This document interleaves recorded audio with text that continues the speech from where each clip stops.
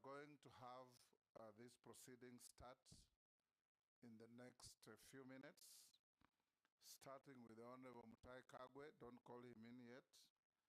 Thereafter, William Kabogo, and finish with Kinyanjui.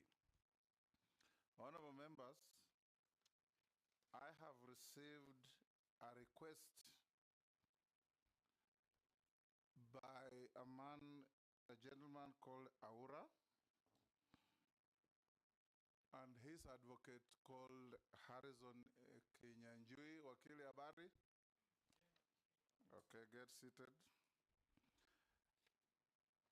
Aura has asked this committee to have Harrison Kinyanjui appear before us and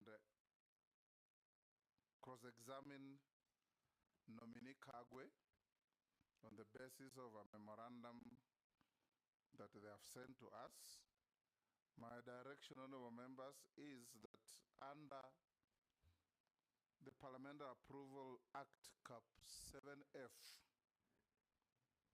Section 6 thereof, there is no contemplation in the Act of any contesting party to appear before this committee to cross-examine any nominee. The provision of the law is that whoever has any issues on a nominee deposits an affidavit, as the gentleman Aura has rightly done. Such an affidavit is then commissioned by a commissioner for oaths, as it has been done, and is forwarded to the clerk of parliament within the time stipulated. It has been done, and the committee will then, in the process of conducting the hearings, put questions to the nominee if they wish on the basis of the affidavit, and the nominee who has been furnished with the affidavit would have responded to all the allegations therein and advised that he has done. So the record is available to our support team, and whatever contents therein will form part and parcel of the findings of the committee in terms of its accuracy, its factuality, its veracity, and so on and so forth, in establishing the suitability of otherwise of the nominee. So to Mr. Aura and your lawyer, you're at liberty to sit in that gallery and listen to the proceedings, but the privilege of you appearing to cross-examine a nominee is not provided for in any law. This is not an adversarial proceeding, neither is it a trial. It is simply an inquisitorial process to find out whether the nominees are suitable or not. I think that clears the issue. I'll therefore direct that the first nominee, the Honorable Mutahi Kagwe, be brought in.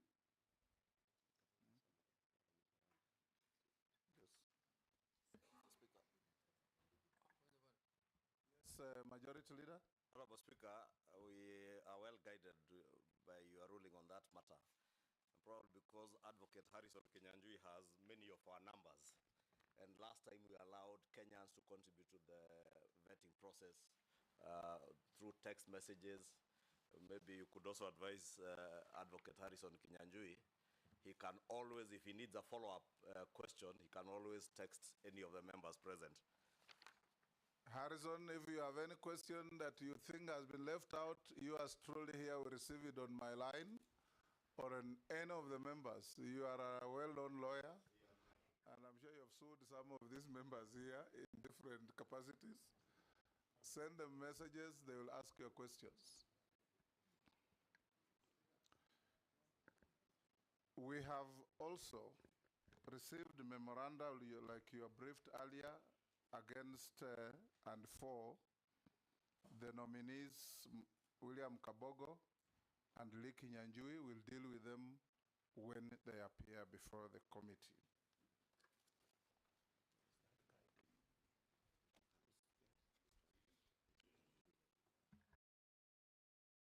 And as we start, I also want to thank Kenyans who have shown interest in this process and sent memoranda, particularly Mr. Aura, who has sent us a 118-paragraph affidavit on the nominee sitting before the committee now. We'll now start. The Honorable Mutahi Kagwe, that's your name, but we'll invite you to put your name on record and wait thereafter for members to introduce themselves. Go ahead. Thank you, Mr. Chairman. My name is indeed Mutahi Kagwe. Thank you.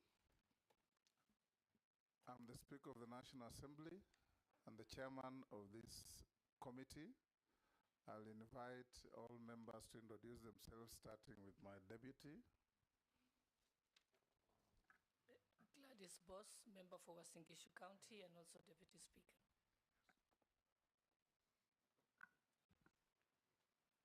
Go ahead with Majority Leader.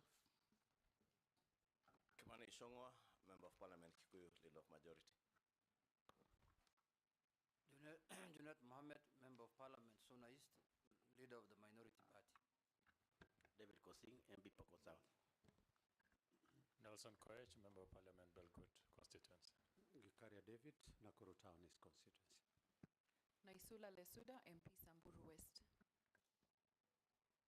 Robert Mbui, MP Kadiani, Deputy Leader of the Minority. Owen Baya, MP Kilifi North, Deputy Leader of the Majority Party. George Gitonga Murugara, Member of Parliament, Tharaka constituency. Ferdinand Kevin Wanyonyi, Member of Parliament, Kwanza, Trans Nzoia County, member of this committee. Abdul Rahim Dawood, MP for Nordimenti, Meru County. Masemeri, MP Teso South, Busia County. Abdi Shurie, MP Balambala, Garissa County. Honorable Mishi Boko, MP Likoni, a member of this committee. Rehab Mukami, County MP Nyeri, member of this committee. Didoraso, MP Saku, Marsabit County. Stephen Mule, MP Matungulu, Machakos County. Speaker, my name is Sambo Njiroge, Clerk to the National Assembly. We have a strong secretariat today, Honorable Speaker, supporting the committee. Nominee, all the ladies and gentlemen on the back row are our backup staff, senior officers of Parliament. We also have members of the Fourth Estate present. In the words of Edmund Burke, the most powerful estate in any establishment. We'll now invite you to take an oath. If you are Christian, you take the Bible. If you're Muslim, take the Quran, Holy Quran. If you are Hindu, there is a holy book for Hindus. If you are none of the above, you can affirm. I'm a Christian, Mr. Chairman. Take the Bible in your right hand and read the oath as recited there. I, Mutahi Kagwe, do swear that the evidence I shall give before this committee on the matters under its consideration shall be the truth, the whole truth, nothing but the truth. So help me God. Point of order. Yes.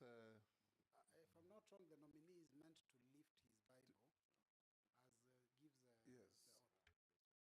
Yes. Very well. You lift it with your right hand.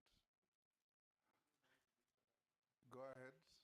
I, Mutahi Kagwe, do swear that the evidence I shall give before this committee on the matters under its consideration shall be the truth, the whole truth, nothing but the truth. So help me God. Thank you. Sit down and sign to the oath.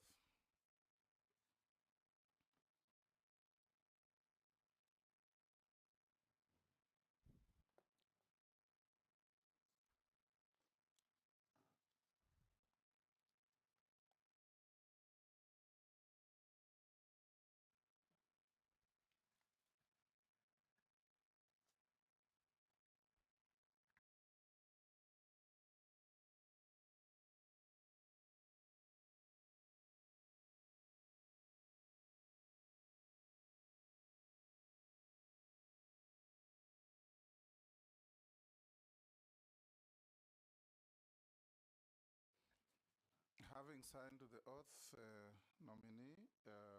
If you have your documentation that the invitation directed you to come with, pass them on to the sergeant to give the clerk. You have already done so? Excellent. Honorable members, I want to disclose that the nominee was my yearmate at the University of Nairobi. The nominee and I served in the cabinet of our late President Mwai Kibaki. That, however, will not in any way impair or affect my capacity to question him on his suitability for the job for which he has been nominated. Thank you. Now, Honorable Mutahi Kagwe, in less than 5 minutes, tell this committee who you are, your background, your education, and why you think you are suitable to hold office for which you have been nominated. Thank you very much, Mr. Chairman, and thank you, members of the nominating committee. First and foremost, before I start, Mr. Chairman, let me just say that I want to say thank you. First, I would like to say thank you to God indeed, because that is why He is why we are here today. Secondly, I wish to take this opportunity to thank His Excellency, the President, for this appointment or nomination, which I hope will be approved by this committee. Thirdly, Mr. Chairman, I very briefly will say that, as I said, my name is Mutahi Kagwe. I was born in Nyeri County. And Mr. Chairman, if you allow, as I go along, I will give the reasons. I will tie up the reasons why I think I'm suitable for this job with my background. I went to primary school in a rural school in Nyeri. And I think that is where I started the journey to this discussion here today. Most of you will remember that in primary schools, or some of you will remember that in primary schools, we used to have what was called the 4K club. The 4K club is where we started our farming. Some of us went there. And Mr. Chairman, if you remember, the 4K clubs introduced us to agriculture. And that's why I picked my talent of planting trees and so on. Mr. Chairman, in my primary school, what we did, I lived a rural primary school life where we did a lot of work in coffee. I have carried coffee on my backside to take it to the factories. First in Ishamara, if anybody knows the place, in Nyeri. We have spent our school holidays in coffee factories where we were drying the coffee beans and so on and so forth. You know what 4K meant? Kuungana, kufanya, kuungana,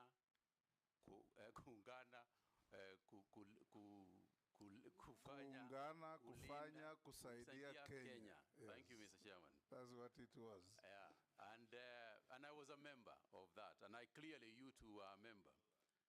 Yeah, that's what it meant. And Mr. Chairman, Majority Leader didn't know that. Yeah. I think he went to school when 4K was dead. Probably.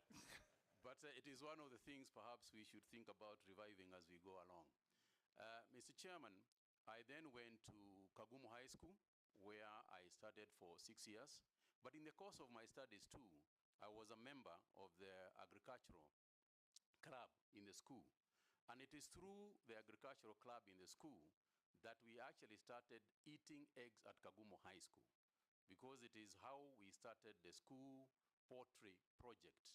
And I remember distinctly Mr. Gisheru, who was our teacher, leading that whole project, and just emphasizing to us the importance of agriculture at the time. But I was successful in Kagumo High School, and I went to the University of Nairobi, where, as you graciously acknowledged, Mr. Chairman, we were in school together, where I graduated with a bachelor's degree in commerce. And I want to talk about that commerce degree, Mr. Chairman, because A degree in commerce prepares you generally for business management, may it be the public business in public or business in the private sector. And my education was rounded enough so that in the course of my career, as I left university, in the course of my career, I have managed very different businesses, both in public and private life. I also went on, Mr. Chairman, to do a master's degree at USIU, again in business administration, a master's in business administration, emphasizing my studies more in management information systems as well as finance. Mr. Chairman, during this time, I did my master's when I was working, but I started off my working career at an interesting small place called Mashambani Magazine. Mashambani Magazine was a magazine published by trend publishers, which was about farming. And I later, in my capacity as a marketing manager of that company, closed Mashambani Magazine and replaced it with Farmer's Voice. The Farmer's Voice magazine, which I worked for, was actually the KFA magazine. Those of you who remember, the Kenya Farmers Association is the one that owned the Farmer's Voice, which I published and ran for 2 years. So again, Mr. Speaker, that's why I said the journey that I'm going to explain has gone on to attach me to this interview here today. Of course, I would never have foreseen that this was going to happen.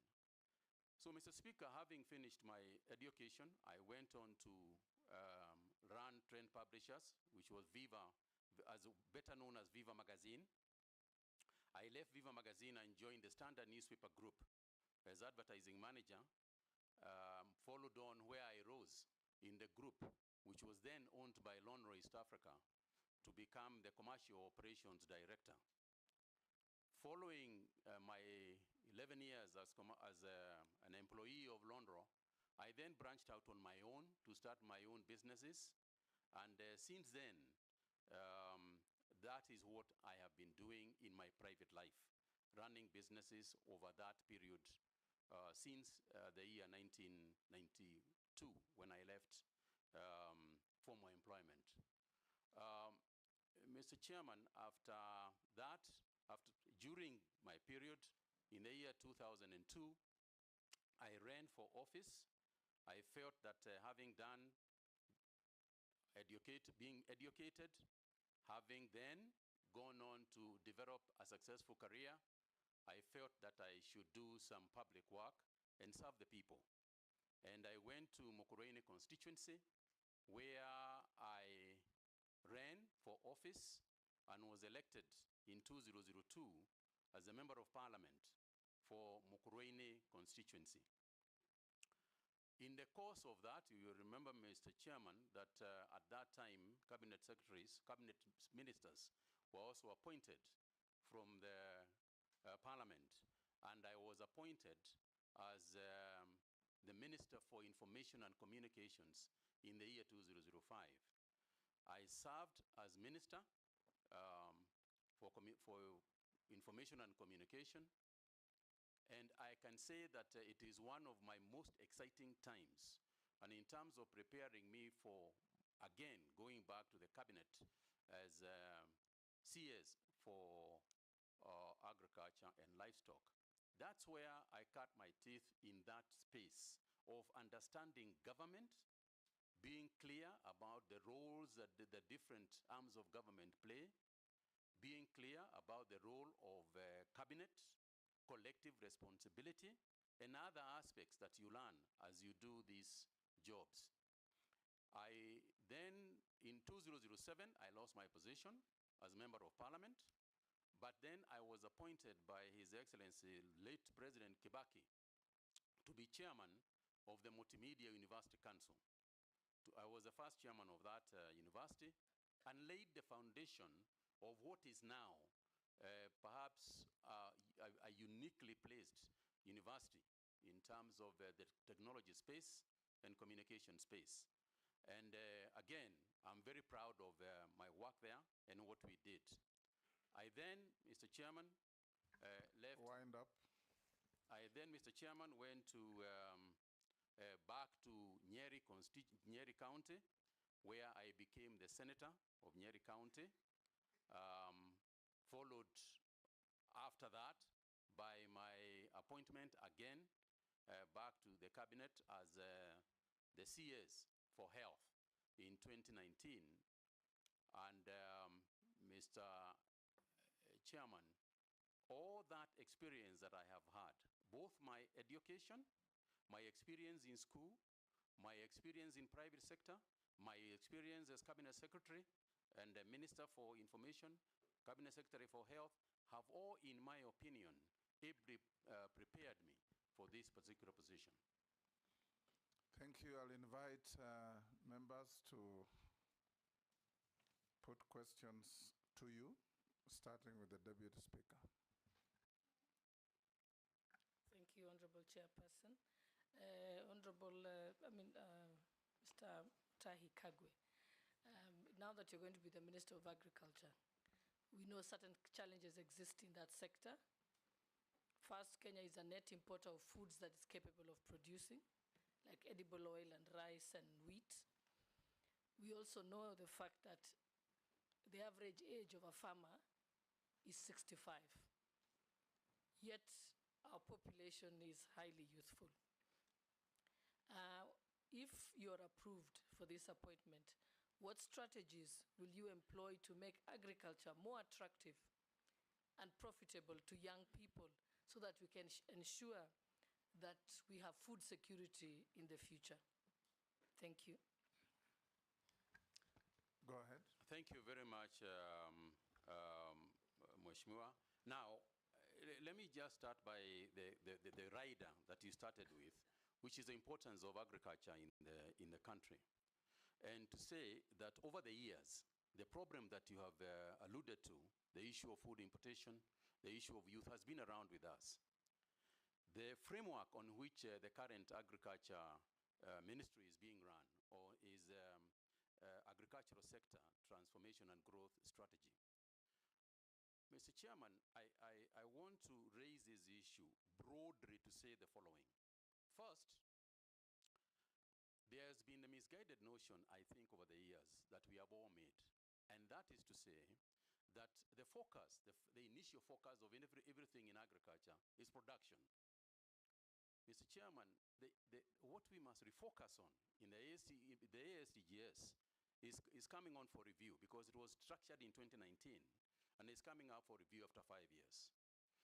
Mr. Chairman, the only way that agriculture is going to be the kind of industry, the kind of structure, the kind of mainstay for our people that we are ever going to construct is if the farmer becomes the central consideration of everything that we do. Mr. Chairman, until and unless the farmer looks at his profit and loss statement and sees that he is making more money than he is spending, we are going to continue having issues of food security. We are going to continue having issues of underproduction of food items, as well as cash crop items, as well as livestock items. So the focus to me, and what we must begin to philosophize about, has got to be, how do we put more money in the farmer's pocket? If we ask ourselves that statement, and I want, Mr. Chairman, to say that I recall very distinctly that when I was appointed Cabinet Minister for Information, and I tried to figure out how to deal with the many problems that were there, we arrived at one sentence: let's take a telephone and it works. Everything else we do around us must be focused on that issue.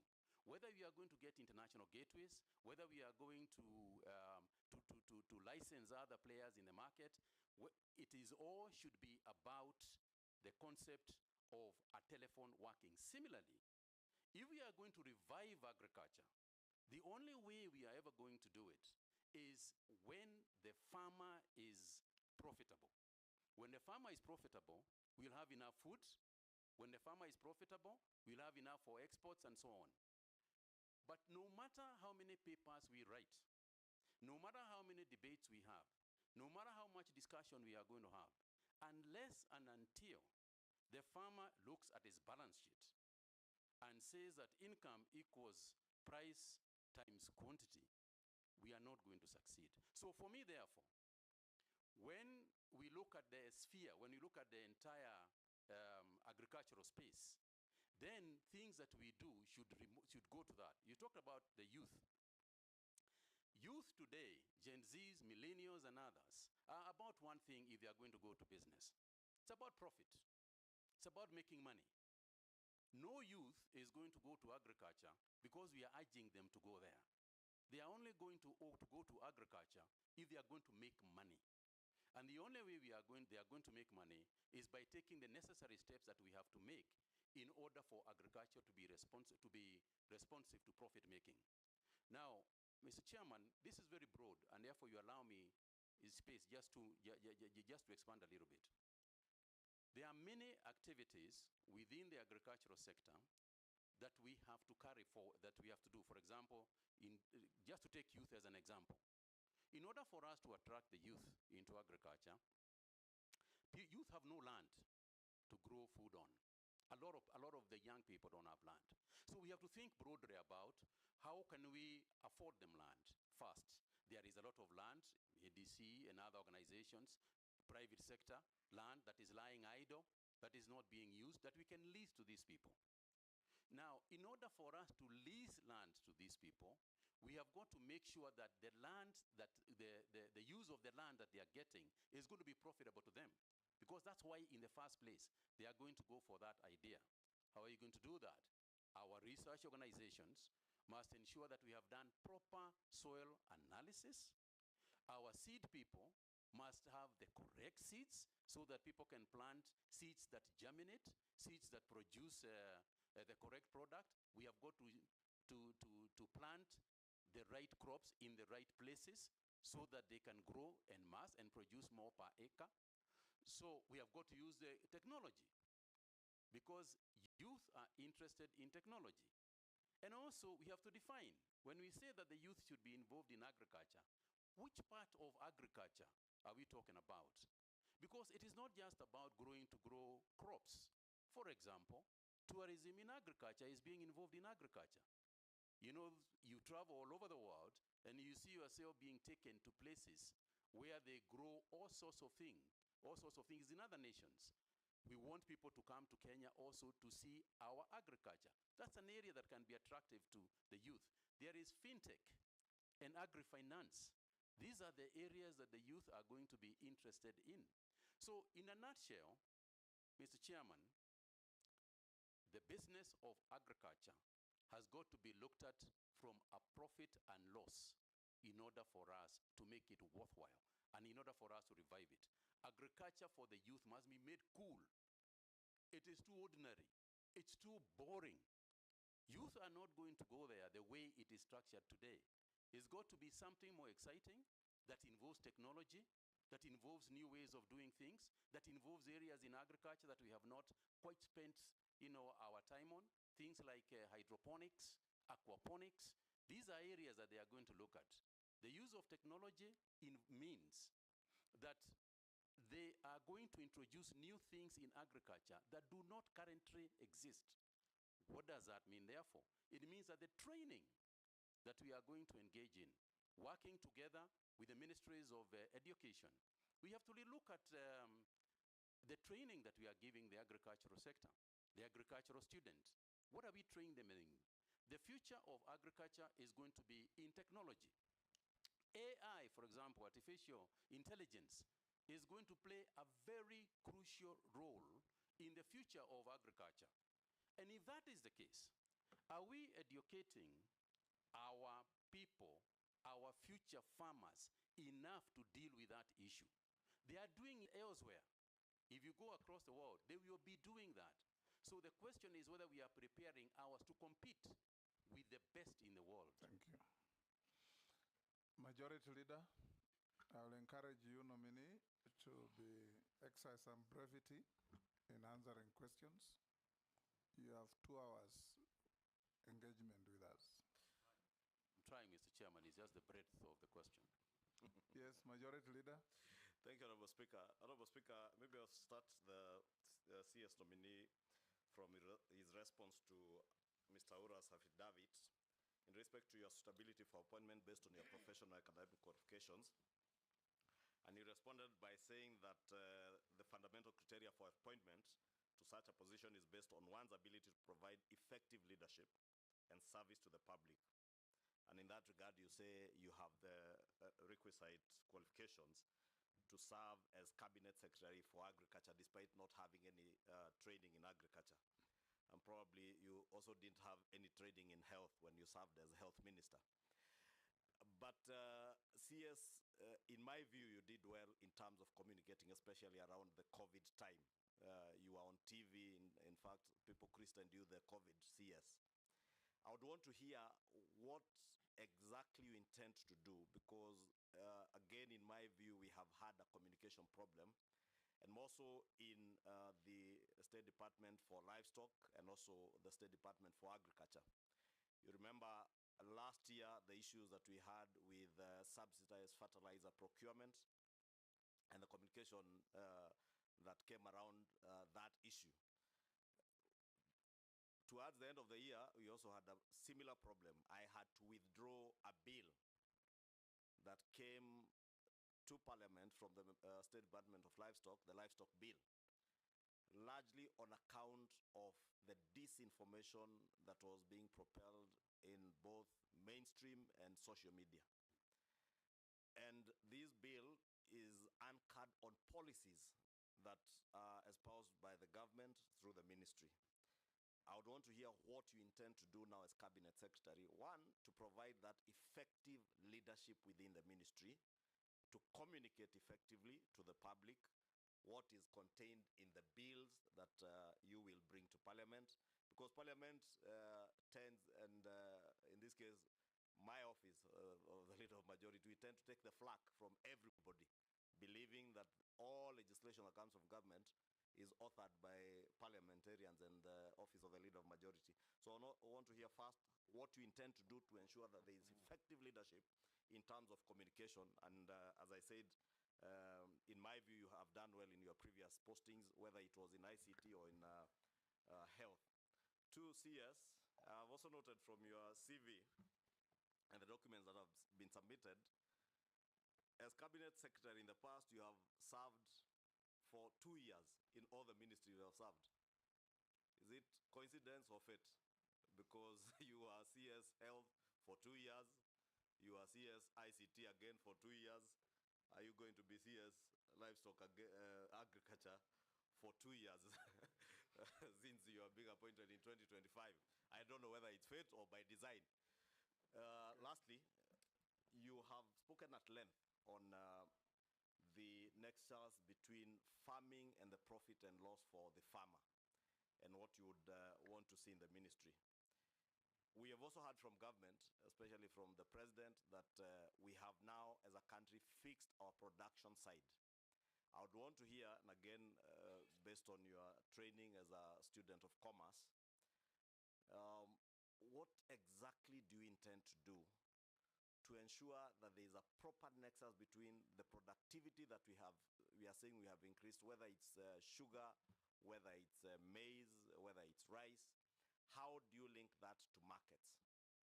And bearing in mind that coffee, the coffee you are speaking about drying in your younger years, most of the marketing is done in Ministry of Agriculture. It's in our State Department, in cooperatives, I think. Whether it is milk, again, you produce, the marketing is with someone else. Coffee you produce, tea you produce, marketing is done by someone else. How are you going to create that nexus to ensure that also the country benefits from your experience as a marketer and as a student of commerce to make farming profitable, not just for future farmers, but even for our current farmers, many of who probably are not as tech savvy as the younger generation.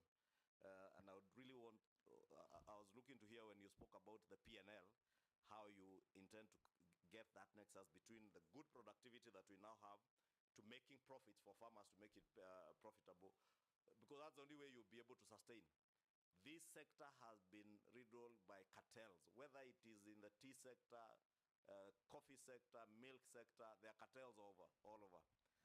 And we have seen in the past people come into this office, very good looking people like yourself, very good intentions, but they get swallowed by the cartels. Thank you. How do you intend to protect yourself from being swallowed by these coffee cartels, tea cartels, milk cartels? Brevity. Mr. Chairman, you'll agree that there is quite a bit to respond to here, but I'll try and be as brief as I can. Yes. Thank you very much, Mheshimiwa. Let me start with the issue of communication, because I think that is what you laid emphasis on. I think the first thing to remember is that in my capacity, if I'm approved by this committee, in my capacity as a cabinet secretary, I am simply a cog. I'm simply part of a cog of people and stakeholders that must be involved in the decision-making processes that you have referred to. You can't be part of a cog. You can be a cog in a wheel. Yes. Yes. Indeed. Yes. Indeed, Mr. Chairman. One of the cogs. That is what I am. And Mr. Chairman, the long and short of it is the following, that it is not possible to make progress in that area unless we work together with the stakeholders. We have got to have a consultative approach to these things. Cows belong to individuals. Maize in chambers belong to individuals. They don't belong to the government. Coffee in coffee farms belong to individuals. So any decision that we make has got to be made with those individuals who are the owners of of whatever products and commodities that we are going to be discussing. That's number one. Number two is that they are experts in these areas. They are also experts who have been trained to make decisions in those areas. And I'll tie that up with what you said about COVID, the issues of COVID, which I'll come to on its own at some point if the chairman will allow. And to say the following, that the reason why there was so much necessity of communicating virtually every day to the people is the weighty issue that was at hand. You are talking about life and death of people. And therefore, you need to keep them abreast with any issue that is developing in relation to their own lives. Because that is what it came down to. Similar, and that's why we had a press conference virtually every day, whether it was made by myself or other players, other ministry officials. It was determined, we determined that that is the way we were going to handle communication to them. Now, to do so, we got the right information from the people who are technically qualified to give that information. We had epidemiologists, led by one Professor Anzara, who informed us about the right thing to tell people and the information that people need in order for them to make their own decisions. So the first thing is that we have got to be consultative. We have got to make people, we have got to consult people. We have got to consult the owners. We have got to the owners of agriculture. We have got to consider the experts of agriculture so that as we make progress, we move together. We work together. If you take an example, and I mentioned coffee, even sugar. You cannot make decisions about sugar unless we involve the person who is actually going out there growing sugar, on day-to-day basis. The sugar actually belongs to him. And there is also obviously consultations with the other bodies, for example, this organization, the National Assembly and the Senate. There are institutions that are involved in what we are doing at the ministry. And if you remember, Mr. Chairman, that agriculture is essentially a devolved function.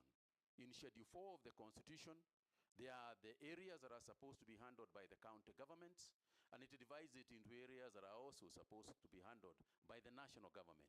So we have to involve the stakeholders who are going to be largely, and to a large extent, the county governments. So in terms of communication, I want to be clear that we are going to establish a very robust, communication system that is going to be both in mainstream media as well as social media. And I know that Mr. Chairman, the Honorable Leader of Majority spoke about the ills sometimes, the negatives that come. I think sometimes we have to agree that in this day and age in the democracy, we have got to take both the positives and the negatives, and they are going to keep coming anyway, and that is not going to change.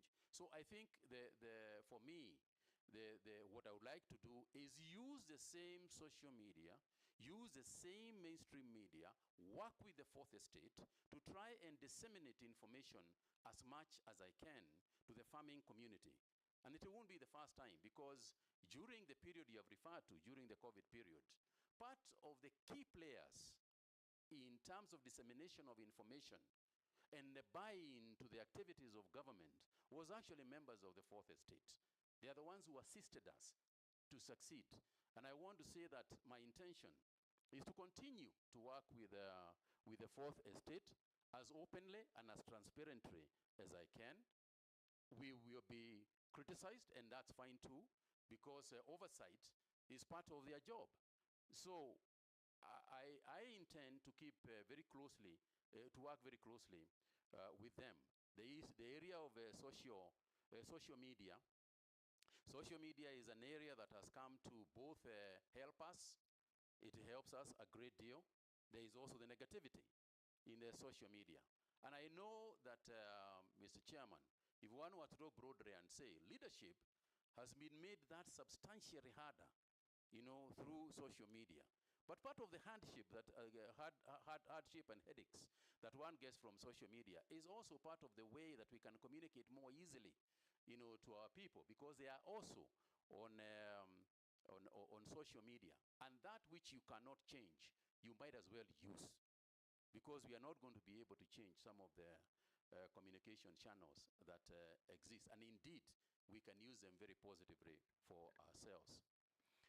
Mr. Chairman, there was a nexus that the Honorable Leader of the Majority wanted me to explain, and that's the issue of the PLL and the production capacity that has clearly increased.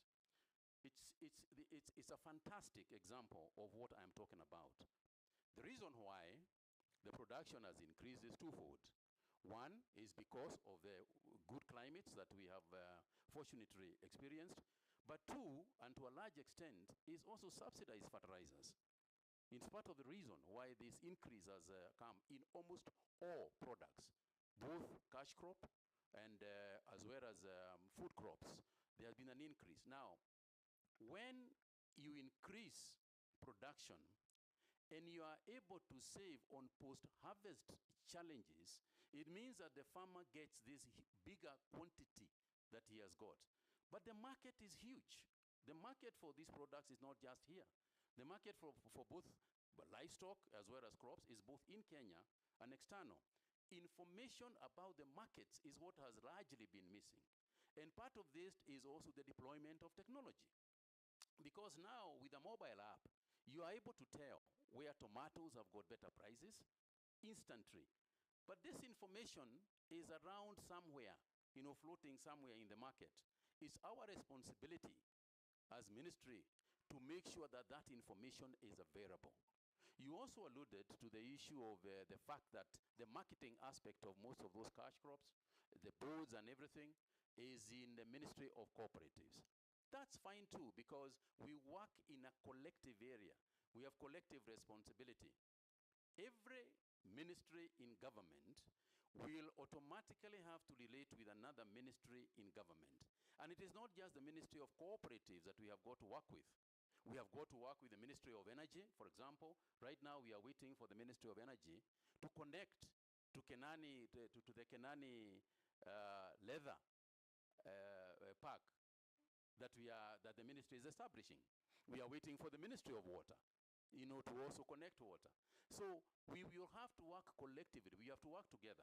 Again, coming back to the example that you gave, if you look at the management of COVID-19, it was a whole government approach, whereas the central ministry was the Ministry of Health. The activities that were happening, keeping law and order, the Ministry of Health does not have any askaris. That is interior that was assisting us in keeping order. The Ministry of Health does not have, is not in charge of matatus and so on. Yet, we are to contain even containment measures, included the transport sector. So we have to work with the CS for transport. Education is not part of health, but it was a huge, huge part of the activities on the Ministry of Health during the COVID period. That too simply illustrates that you need to work collectively with other ministries, and that forms part of collective responsibility. Yes. Junet? Thank you, Chair. I'll be very brief. Chair, I wanted to ask the honorable... Which chair? Chairman, Mr. Speaker, Mr. Speaker, Chairman. Chairman, I want to ask the nominee... I gave the latitude to your colleague. Now, muulize swali moja moja. Yeah. Go ahead. One is a general question. Chairman, I want to remind the nominee or to inform him that in the last 2.5 years, he will be the third Minister for Agriculture. There was one who came at the beginning, second one came, we vetted him, you are the third one we are vetting. If you are approved by this House to become the Minister for Agriculture. And the last one we vetted, I asked him a question. I told him, do you know what you're getting into? He told me, yes, I know. I want to ask you also, do you know what you're getting into that ministry? You need to tell me more what you think of that. The second issue is the people or the ministry concentrates so much on agriculture and normally forgets about livestock. And in many countries in the world, their GDP growth is even contributed much higher by livestock than agriculture. What do you think you will do in the livestock sector so that the GDP, the livestock sector can contribute to the GDP of the country? And what is your position on the vaccine that's being proposed to give to livestock in this country? What do you think it is? Or how will you implement it? Or what are your views on that thing? Point of order. Yes. I think if you allowed 3 questions, because many of the questions, you will easily answer them with, many responses. Yes, that's what I was going to do. Posing. Thank you, Chairman, Speaker. To the nominee, Honorable Mutahi Kagwe. Following what Honorable Junet said, many people think that the Ministry of Agriculture is crops, forgetting the bigger, which is livestock. My question will be, what will you do, particularly the pastoralist people, who keep a lot of animals, but during let's say, drought or something like that, they lose all of them. What would you think, or what will you do, or what will you tell them to listen, that even before drought, for example, that you can buy all of these animals and give them money to wait until drought goes, then you bring number 2. You are going to be Minister of Agriculture. Where is agriculture? There's no agriculture in national level. In my view, if you look at also first schedule of the Constitution, agriculture is devolved. So when you are minister for who or for what at national level? Are you going to be marketing officer of agriculture? What is it? And yet agriculture is at level. My proposal will be, or what I want to hear from you, what nexus or structure, legal structures or implementable structures that will be between you yourself and the counties. Because without counties government, without country people, agriculture will just be almost, at national level, it will be a talk show if you don't bring in counties in terms of implementation. Thank you, Chairman. Nelson? Thank you very much. Many commentators, Honorable Mutahi, believe that you did actually handle the COVID-19 quite brilliantly. But however, there are questions and or misappropriation, massive theft at that time, particularly in Kemsa. There are cases that have been handled by this House, particularly by the Parliamentary Accounts Committee. And I just want to draw your attention to a few of them. Number 1 is a question on expenditure of 2 billion on budgeted items in breach of regulation in 2015. Rather, Regulation 2015 requiring public officers to act in the government's interest to be aware on essentials of vote control process. There's also single sourcing of COVID masks supplied contrary to Section 69(2) of the Public Procurement and Asset Disposal Act. I will not highlight all of them, but most importantly also was the acquisition, Nomiee, on vaccines. It is believed that you failed to account on the procurement of 1.6 billion worth of vaccines, and it is still a subject of investigation by this House. What do you have to say about all that was said at that time, that there was a lot of misappropriation in KEMSA?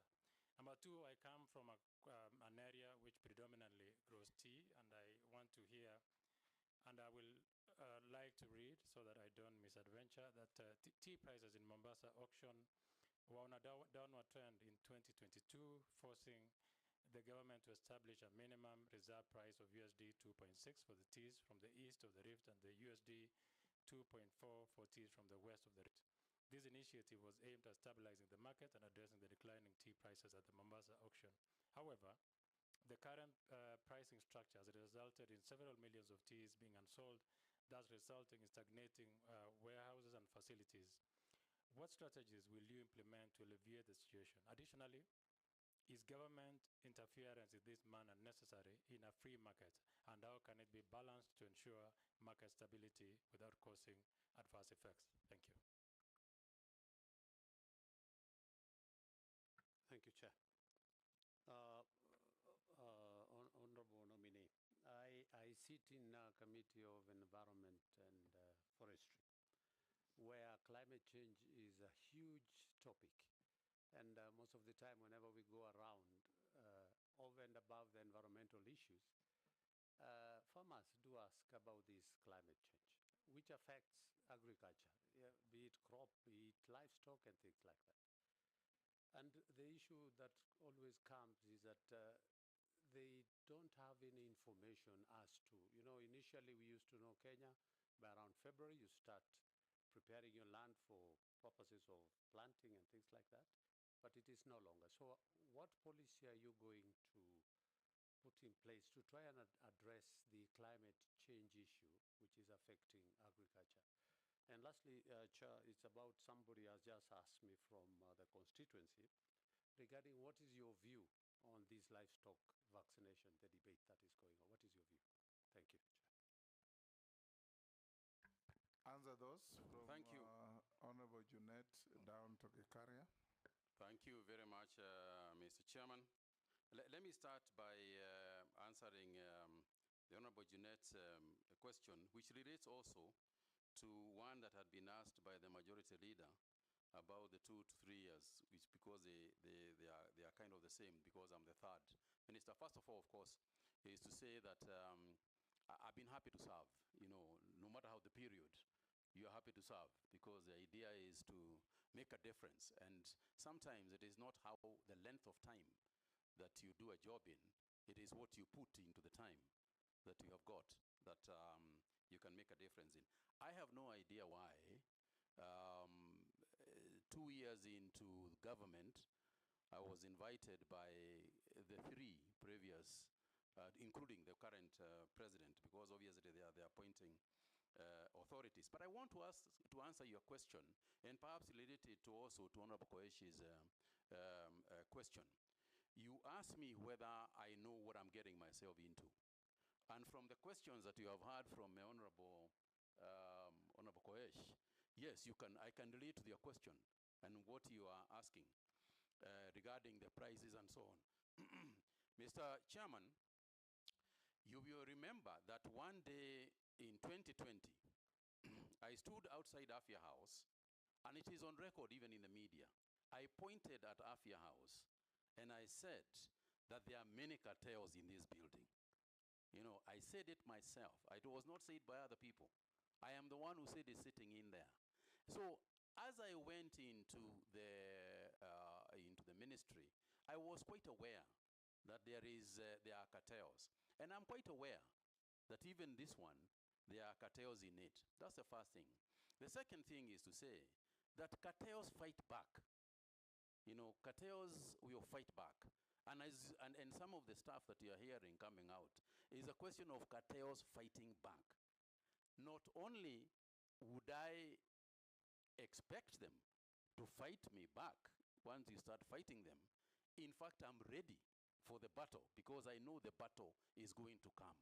And the cartels will definitely fight back. But I want to say that irrespective of the war that is clearly going to be there, there are sufficient people in Kenya. There are enough people in the ministry. There are enough people in this parliament. There are enough people in Kenyans out there who are going to be extremely supportive in that fight. You know, I am confident about that. And your job in this house, as you oversight, as you make sure that you oversight, is also to make sure that your sisters also, you know, in those battles with cartels, that you'll obviously come and fight back so that they can take. In the area of COVID, for example, and I pointed it out, is that as we started the restructuring of KEMSA, and I want to say to Honorable Koech that, you know, it is very difficult for us to remember back at the crisis that we had in 2019, and as particularly after the 12th of March of 2020, when the pandemic was actually declared globally. Mr. Chairman, we were faced by a severe situation. What we are calling, what today sells for nothing, which is a mask for your face, was so rare that people were willing in the streets of Nairobi to pay 3,000, 5,000 shillings for a mask, which is now free in most places and you can take. So when people say, and part of the big question regarding that period and part of the COVID billionaire issues and so on that we have had to do with the prices of issues, the prices of goods, the prices of commodities and health, and what was necessary to contain this disease in our country. Mr. Speaker, I remember appearing in this house to explain these issues and to say at that time in 2020, for example, we were looking for anybody who could give us a mask. And yes, I am the first person to admit that it wasn't an opportune time, that indeed there was abuse of process in KEMSA and other procuring agencies at that time, and not just in the Ministry of Health, but widely. But I think the major concern, the major interest at the time, and I can give you one clear example. For instance, the PPEs. We were looking for protection gear for our doctors and nurses. We didn't have any. A PPE could easily sell for 15,000 shillings, 9,000 shillings, etc. And I can tell you, Honorable Koech, that if they came at 20,000 shillings, we would have bought them. Because it's a question of, are you going to wait or are you going to buy at whatever price to save lives? Money almost begins to take a secondary position when it comes to life and death. And that is what it was. But we are also the same people who worked on it. What steps did we take? I called all the manufacturers of the materials.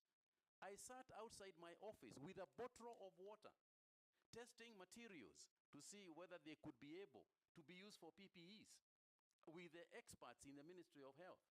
And consequent to that, we were able to use our own people in Shona, in Athi River, in Nakuru.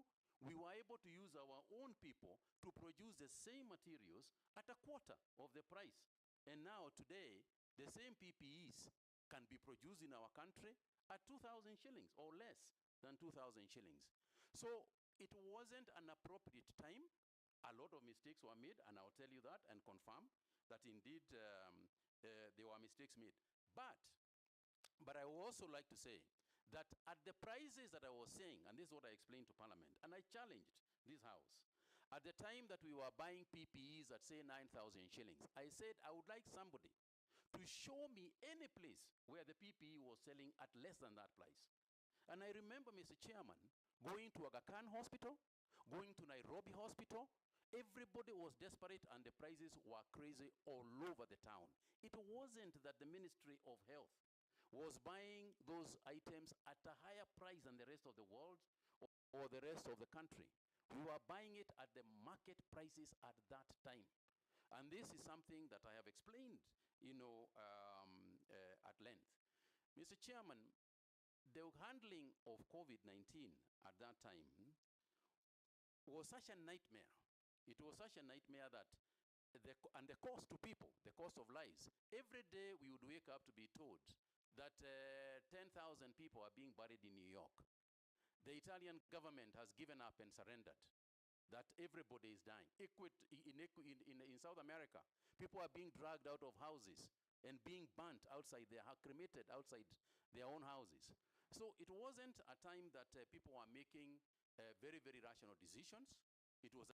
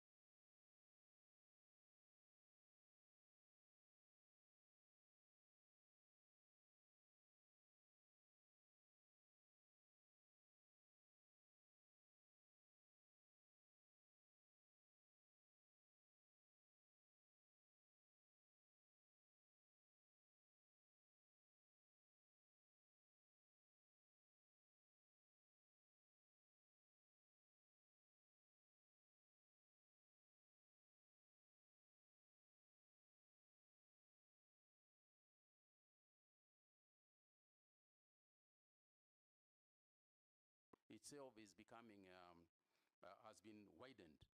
So there's a lot to do, I agree. I cannot profess to be an expert sitting here, but I think there is the will, and I intend to work on it. Mr. Chairman, you'll allow me to also talk about the environment because it has also been raised by Honorable Gikaria. The issue of the environment and farming.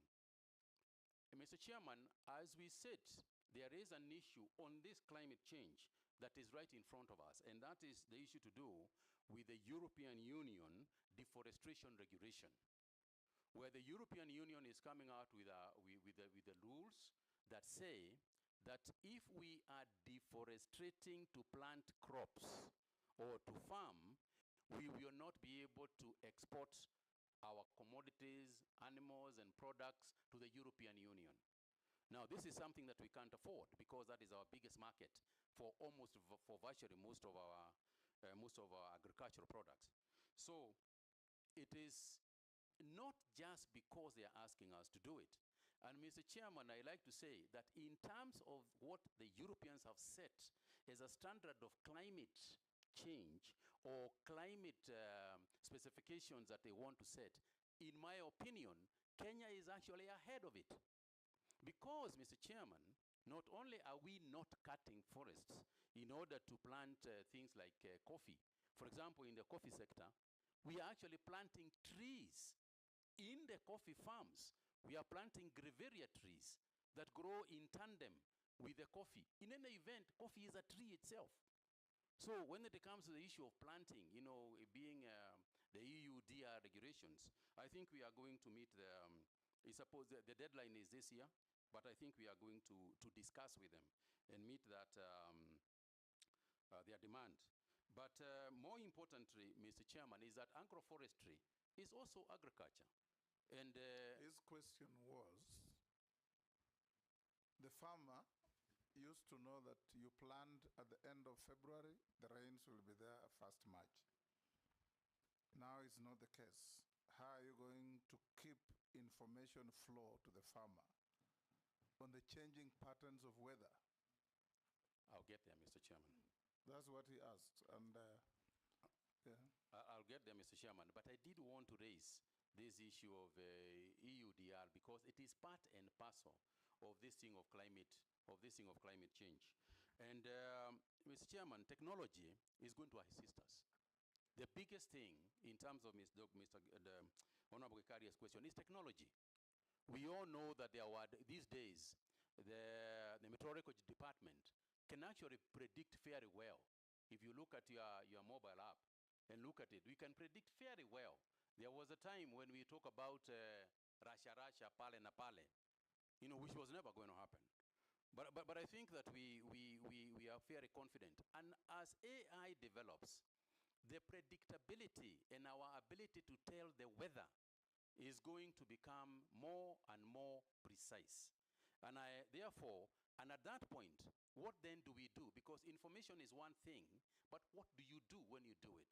We need drought-resistant crops, drought-resistant animals that can withstand higher heat and longer and higher temperatures that currently exist. This is a scientific issue, and we are going to work with the research organizations to make sure that at least we mitigate part of what can be very severe natural disasters. Thank you. Yes.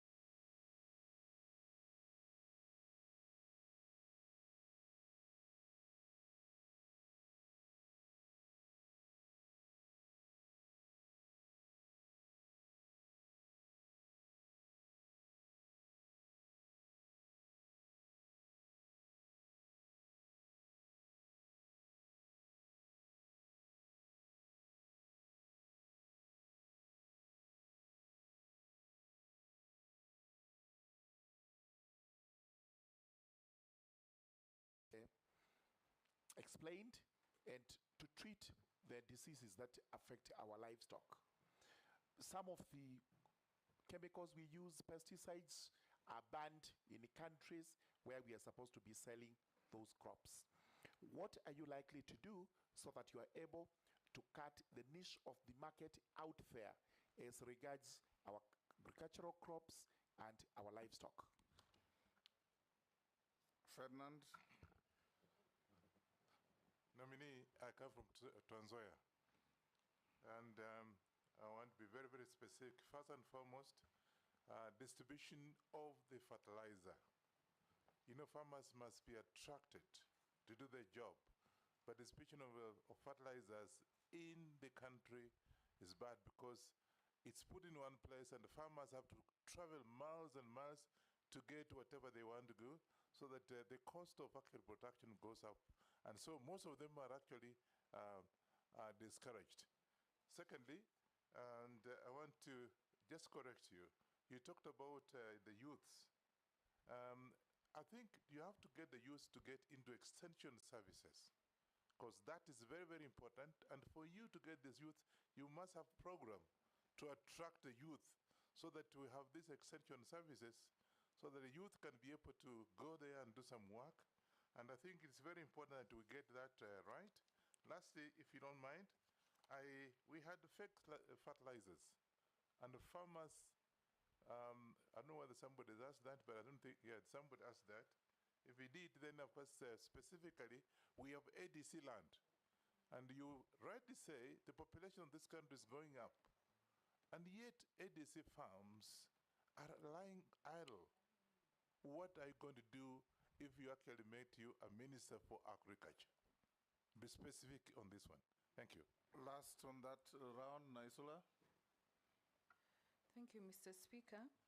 On the issue on livestock farm, I just want to put it to Honorable Mutahi Kagwe that it's one thing to speak very flowery words about leather, about livestock, but when you look even at the budgetary allocation that is given to the State Department on livestock, it is very minimal. And being honest as a country in ensuring that we take livestock matters seriously, because if you look at even the funding, most of the time it is donor funded. And donor funded, you know, it is for a specific period and for specific interventions, but not the whole aspect of it. But my question to you is that the whole issue on research as a country. In the past, we have been a very, a country that is known for its research. And mostly on our foods, on even the livestock, on agriculture, I'd like to know what you think about us as a country on the measures that we are putting in place and what we need to do to ensure that research goes back to where it was and gets the necessary funding, because that is important. Nomiee, you can answer those 5. Thank you very much, Mr. Chairman.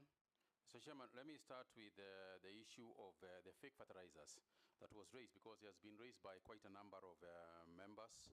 And to answer as follows. Number one is that obviously that was an extremely unfortunate thing to do. Mr. Chairman, there are two areas that I find almost reasonable. One of them is the area of seeds, fake seeds, and the other one is fake fertilizers. Because that issue actually affects not only food security, but actually national security. Because if you grow for a whole year, you are growing something and it was fake from the beginning, or you give your cows fake feeds and they die. Mr. Chairman, this is a matter that I would like even to work with this House to create more civility in terms of the penalties that are involved when people sell fake fertilizers, when people sell fake seeds. This is an area where, if approved, Mr. Chairman, I would like to work with this House to create that civility. And to do so, I cannot, sitting here today, talk about what I can do in terms of the farmers who have lost. This is a matter that I would have to go into the ministry, look at it, discuss it with perhaps Treasury, and see what can be done. But I take your point that a loss was made, and somebody benefited from it, but nobody was compensated, for the loss. And it's a matter that I take and I'll take to heart. Mr. Chairman, on the issue of livestock vaccination, I spoke to it, and I spoke about what I believe. And obviously, sitting in the office, I will have the information at my fingertips. I will be clear, this is a vaccine that is being made locally by Kevavapi. One of the things that I would like to say as a highlight to all the things that I have been asked, including the pesticides that I think Mheshimiwa Ferdinand spoke about, is to say that there will be a rule of thumb that, in my opinion, the ministry, if approved, would adopt. Number one is this: whether GMO, whether pesticide, whether fertilizer, if that product is not being used in its country of origin, it will not be used in Kenya. If it is a fertilizer, if it is a GMO product, if it is a seed. Do you know the case of Roundup? Yes, I'm aware of the case of Roundup. I'm conversant with that debate, Mr. Chairman. In fact, there was a luring in Australia, I think it's this week or last week, that was made on the same, where in Australia they said that it is not carcinogenic, but this is something that I will sit with my scientists and my decide that decisions will be made on the basis of science and data. Because it is not enough that I proclaim here, but I can tell you that there will be no product that is going to be sold in this country under my watch in the Ministry of Agriculture and Livestock that is going to be a product being tested here. We are not guinea pigs. We will not be used by anybody as guinea pigs. I am aware, Mr. Chairman, for example, there are some organizations overseas that are rebranding their products so that instead of coming as the main product which has been banned overseas, they rebrand themselves as another product so that we can pass it here. And I can tell you that we will be as vigilant as we can be to ensure that we protect our farmers as well as our private sector players. In terms of the taxation regime, because I think, Honorable Member, that's what you are referring to. Yeah, the regulations and the many things that you have to pay. You have to pay for research, you have to pay for transport, you have to pay just to be able to export. You have to be able to, every single document has got a tax on it. This is something that we need to look at, because by the end of the day, it would be better to create a bigger volume of business people and tax them a little than to have just a few business people, which you tax a lot. Because the bigger volume of business people create jobs. The less ones don't. So I'll be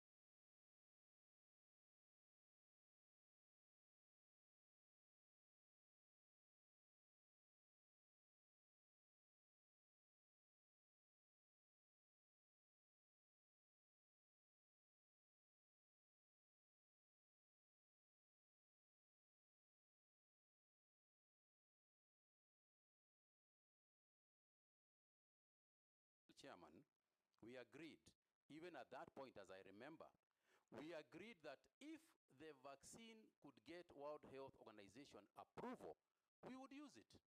What Daud has put to you is that you made an irrational decision based on political consideration. Mr. Chairman, I just want to ask him what Honorable Junet has said. The Deputy President at that time and the President right now who has nominated you today is the one who took that jab is when you stopped the Sputnik. Is that true or not true? Absolutely not true. Point of order, Chair. Chair, when that, when we were, Chairman, when we were taking the vaccines, yes, there were many vaccines. There was AstraZeneca, there was this one and others. Pfizer, Johnson and Johnson. Chairman, we were in the country here. At that time, you know, people were really looking for vaccines to use. Desperately. The day the current president, who was then the deputy president, got a jab in the afternoon, in the evening, a press statement came out saying that thing is banned in our country. That's the truth of the matter. That's the truth of the matter. Mr. Chairman, I cannot recall the events as they followed, if indeed that is the way they followed. But I repeat my position. We could only use a vaccine approved by the World Health Organization. Go on with the others. I'm sure you know. Mr. Chairman, Mr. Chairman, the issue of mitigating circumstances, I think that were raised by Mishi, the issue of what do we do when there are droughts and then there is flooding that happens. I'll come back to the others as well. You know, I agree with her that, Honorable Chairman, that the issue of drought mitigation is critical. And it has been there a long time. We all know about Budalangi, and we know other areas in the coast. And season after season, the discussion is the same. And what I would like to commit myself to, Mr. Chairman, is working with the ministries involved. As you are aware, the Ministry of Irrigation, the Ministry of Water is charged with the dam, the areas of matters to do with damming.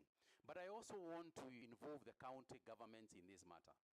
Because the issue of acceptability, for example, the involvement of the county governments with the extension farmers, because in Schedule 4, extension farmers that Honorable Emase raised, extension farmers are actually the job of the county government.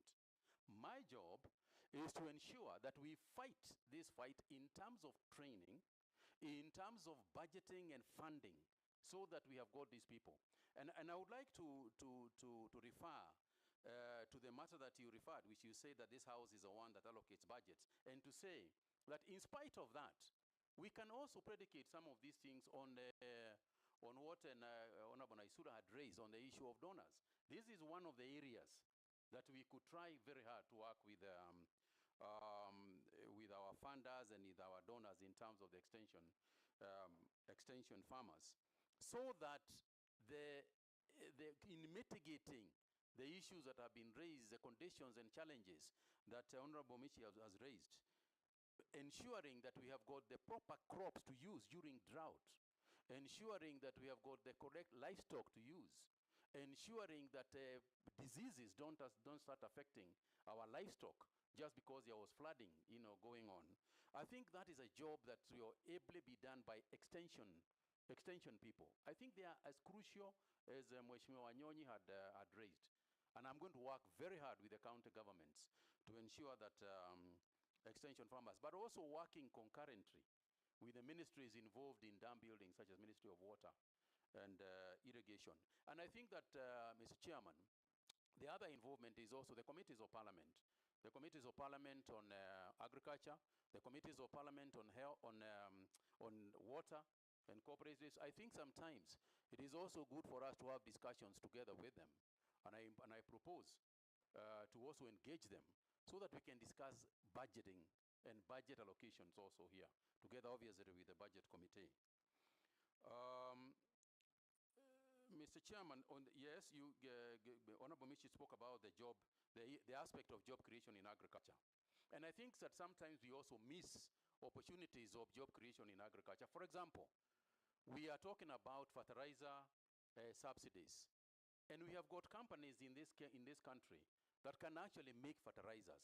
Away from the coast, there are some companies in the coast. And it is true that if we structure the subsidies properly, it is possible that these companies that make fertilizers can be funded or can be part of the subsidy movement so that they too can create jobs. I think whatever we do at whatever time we do it, we need to ensure that any opportunity to create a job is not lost, because part of the challenge we are having with our youth is actually that job aspect of job creation. And I think I alluded to the issue of disease, disease management. Again, research on these issues is going to assist us a lot on disease management. But I think that it is better to use preventive measures, ensuring that the diseases don't occur in the first place, rather than curative measures that we have got to deal with after the event has taken place. On the issue of sugar and the sugar bill, yes, I'm aware that the sugar bill has gone through, and I'm also aware that we produced this year, a large quantity, in perhaps the highest quantity, a large quantity of sugar, which actually might save us from importing sugar this year. And I think that is a fantastic development, but it must not be at the cost of the farmer. It cannot be at the cost of the farmer, because I think we should understand that the subsidy to the farmer is not a subsidy to the farmer per se. It is only a subsidy to the farmer directly. It is indirectly a subsidy to the consumer, because the it is Sugar Act, Nomiee, is awaiting if you are approved to promulgate the regulations. I'm aware of that, Mr. Chairman. That you are now delving into. Yes, I'm aware of that, Mr. Chairman. Yes. And that's what I alluded to. And I think that the regulations will be done in the fastest possible time.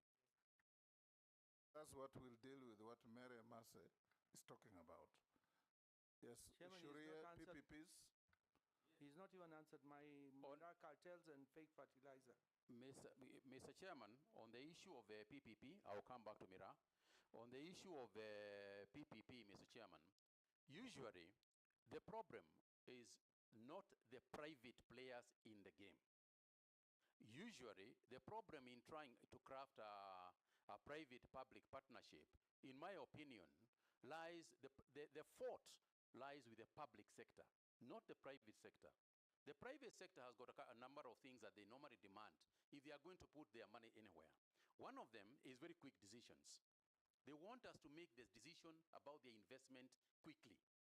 In the past, I think we should own up as government that we have created so much bureaucracy around the issue of PPP that a person starting the PPP process usually at some point just gives up and goes. I think that one of the entry points for us is to reduce the bureaucracy as much as we can, particularly in the agricultural sector. There are people who express interests to come and lease land and grow, say, for example, rice. All right? And we put roadblocks to them, and we put so many conditions to them that eventually, by the end of the day, they say, if I go to Rwanda, I'll get free land and start this job tomorrow. And they leave. So we are losing a lot of investments, because of our own bureaucracy and the conditionalities that we are using, that we are putting on the private sector people. Conditions that sometimes are official conditions, and conditions sometimes which are suspect. So I agree with you that we must fight more, we must reduce our bureaucracy, and we must be more willing. It should be an objective to bring the people in. It should be our objective to fight for investments to come in, not to put roadblocks for the investors. On the issue of the cartels, as Honorable Dawood raised, and what you are referring to, I think, Honorable Member, is a criminal issue. It's not a policy issue. You are referring to a criminal activity that is clearly going on someplace. You said at the airport. That is clearly going on at JKIA. And I think this is the only thing we can, you and I, is to bring this thing to the attention of of investigators, I will do my part in terms of prosecuting prosecuting that issue and ensuring that through AFA, through the organizations that are in the Ministry of Agriculture, I will ensure and fight to make sure that we unravel any of those practices that might be going on. But clearly, Mr. Chairman, what we are discussing here is a criminal activity and a criminal gang that is operating at JKIA, and it should be referred, in fact, to the police and investigating arms of the government. And I can tell you that that is not something that we are going to just stand by and watch the Miraa farmers, get punished for nothing. Okay. Yes, Junet? Mr. Speaker, just still on the issue of sugar. Mr. Honorable Nominee, you can see there is a problem in the sugar industry. And stories after stories have been happening for many years, how the sugar sector will be revived. But there's a program the government has started, and they have done well now, I can see in Mumias, the leasing program, and it is bearing results. What are your thoughts on that? Because I come from a sugar growing area. I want to see what I want to hear what your thoughts are on that. Thank you very much, Mr. Chairman. I agree with the Honorable Junet that part of the problem, obviously, in the sugar industry, I'm speaking very quickly on these issues, because as you can see, the time aspect. Your time is up, actually. Yes, absolutely. I want to say, Mr. Chairman, that the issue that we want to address, and it is good that the Chairman has pointed out that the bill, is just waiting for the aggression. Increasing efficiency or production is part of the solutions that Honorable Emase was raising. Because if you increase efficiency and you reduce the cost of production, then automatically that wastage that was happening within that structure would go to the farmer. It goes without saying. And it is clear, anybody who has been following that sugar sector issue is clear. With the kind of debt write-offs that we have done as a government, it means that you can reduce that burden a little bit. If we then get licensees, these people who want to work with, who want to partner, the lessees who want to work, who want to work with the sugar sector, whether it is especially the government-owned mills, if they want to come to us and the farmers are in agreement and the caucus within this parliament is in agreement that that's the way to go in order for us to create efficiency in the sugar sector, by all means, that's what we should do.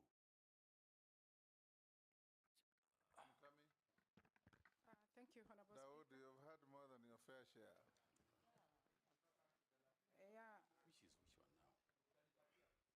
Mukami? Thank you, Honorable Speaker. Honorable Speaker, let me first declare that I'm the county MP of the Nomiee. Honorable Speaker, we have a very serious problem in the pyrethrum sector. Right now, I've received a message from a farmer. They are saying for the last 3 months, they have not received the money after delivering the pyrethrum, and yet, even the workers have not been paid for 2 months. So, Waziri, I would like to hear what you are going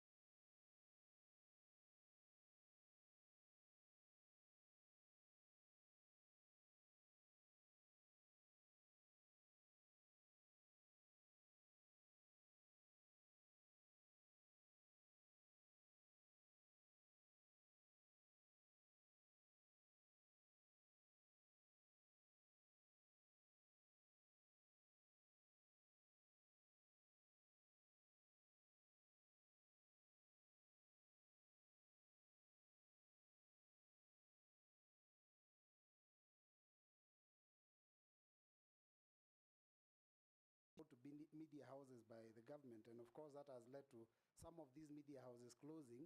And, journalists being owed a lot of money. What will you do to ensure that they are back in business? And finally, what do you want to tell those young Kenyans on social media? Because this ministry is responsible for social media, and who are actually out there saying that they believe this position should have been given to a very young techno-savvy youth in furtherance of the Article 10 of the Constitution, which is principles of good governance. Thank you, Speaker. Let's take one more. In fact, two more. Mule. Thank you, Mr. Speaker.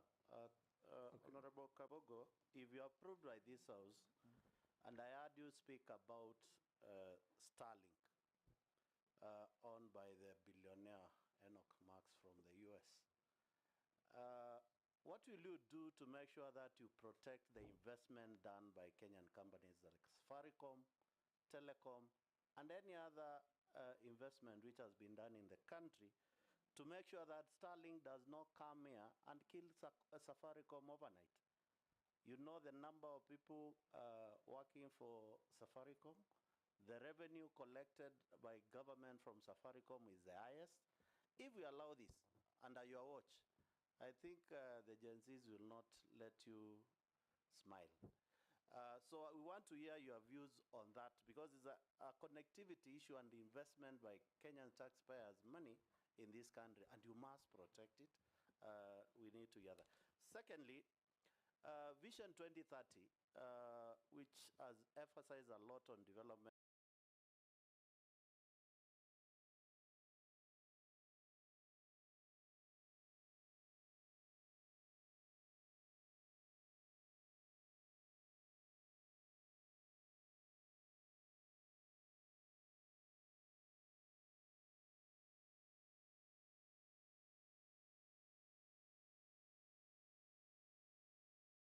And we still have the Konza City, which is supposed to, and it was one of the flagship of this, to make sure that digitization and ICT integration in the schools is well implemented. What will you do in the ministry to fast track this and probably leave a clear legacy to make sure that the vision for Honorable the late Mwai Kibaki of Vision 2030 is achieved? Thank you. Raso, I'll jump you to Shuria. He says he wants to ask a question and shortly leave for a meeting. Shuria? You are going together? They are fasting. No, it had nothing to do with religion. Thank you, Mr. Speaker. Mheshimiwa Kabogo, there was a recent public notice issued by the Communication Authority on tax compliance for mobile devices in Kenya, which has raised concerns among consumers and stakeholders regarding its implementation.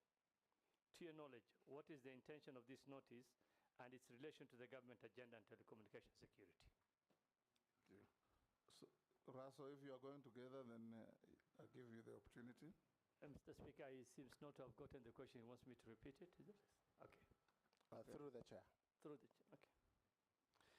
Thank you, Mr. Speaker. There was a recent public notice issued by the Communication Authority on tax compliance for mobile devices in Kenya, which had raised concerns among consumers and stakeholders. To your knowledge, what is the intention of this notice and its relation to government agenda on telecommunication security? Thank you, Honorable Speaker. Okay, Raso.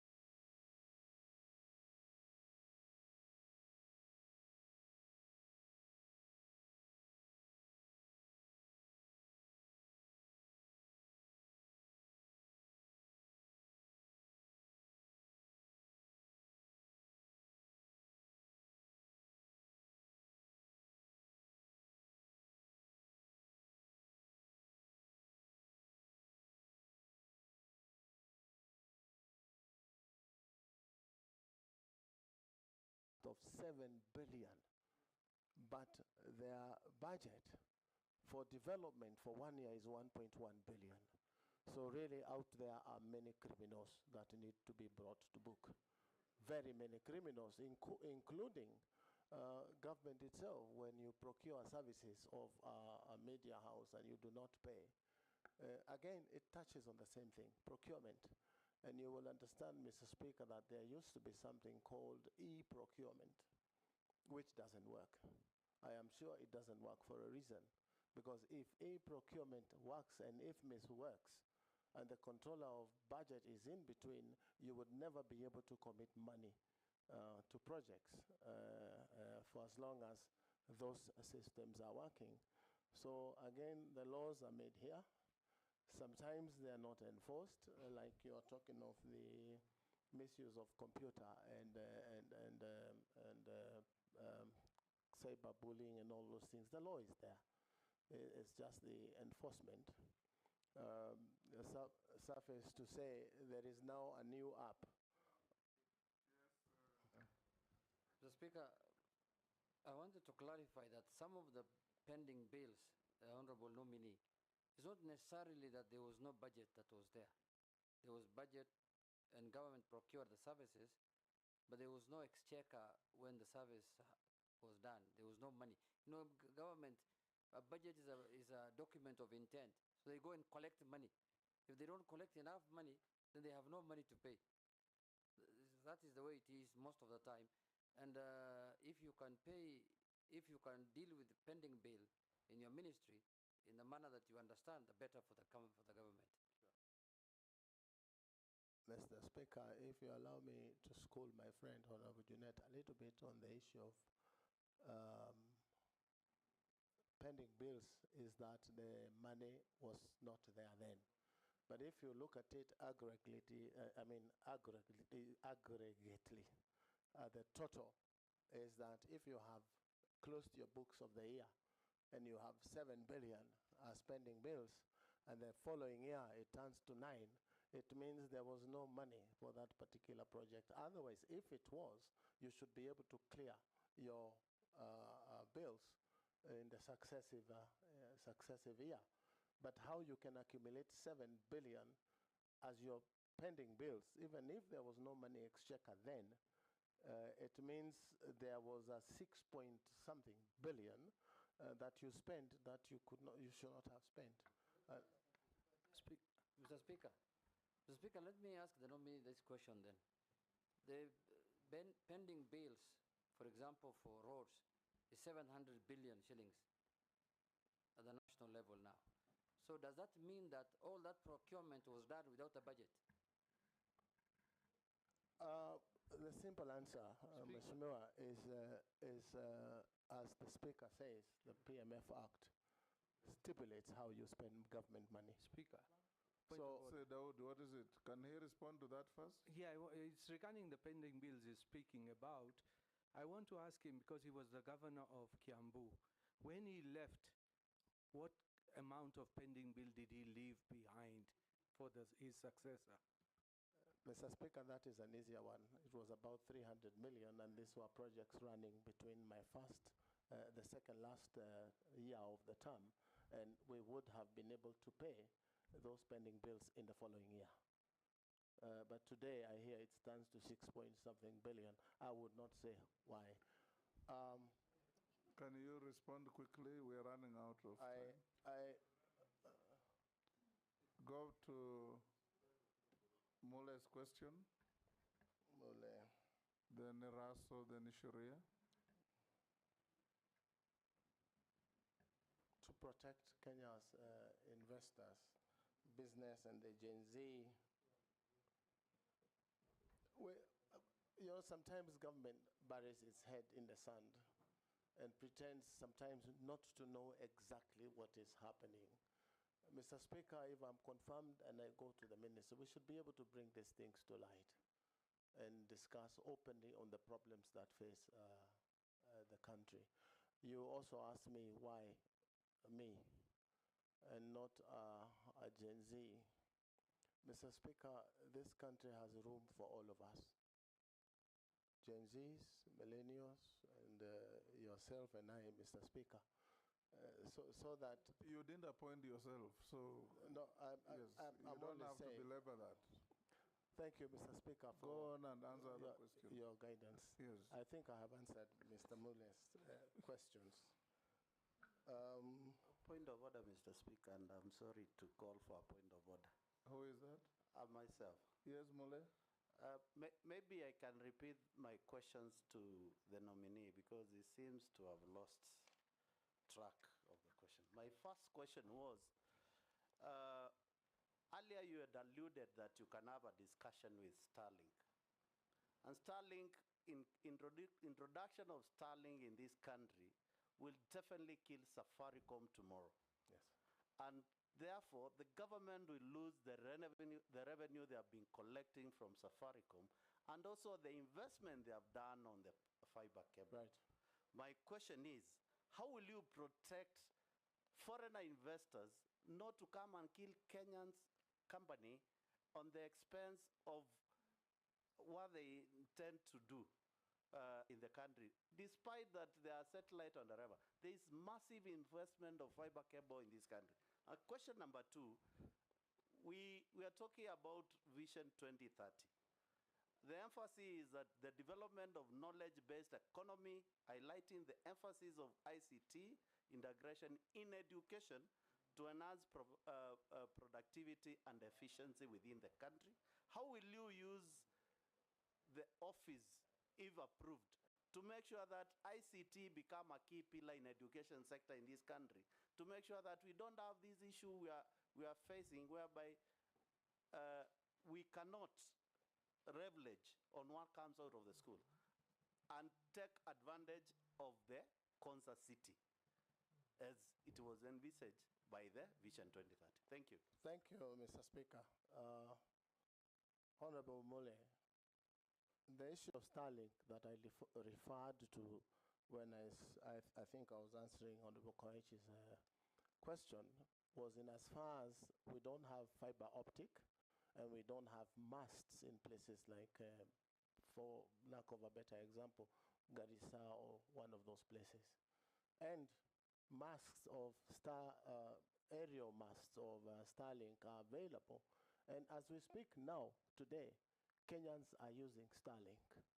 I am told by CA, the regulator, that they are in talks with Starlink on conditions that they've been given to work in Kenya.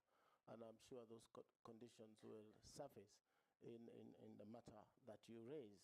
It's also important to understand that most of the investors in this field are also foreign, and they are private businesses.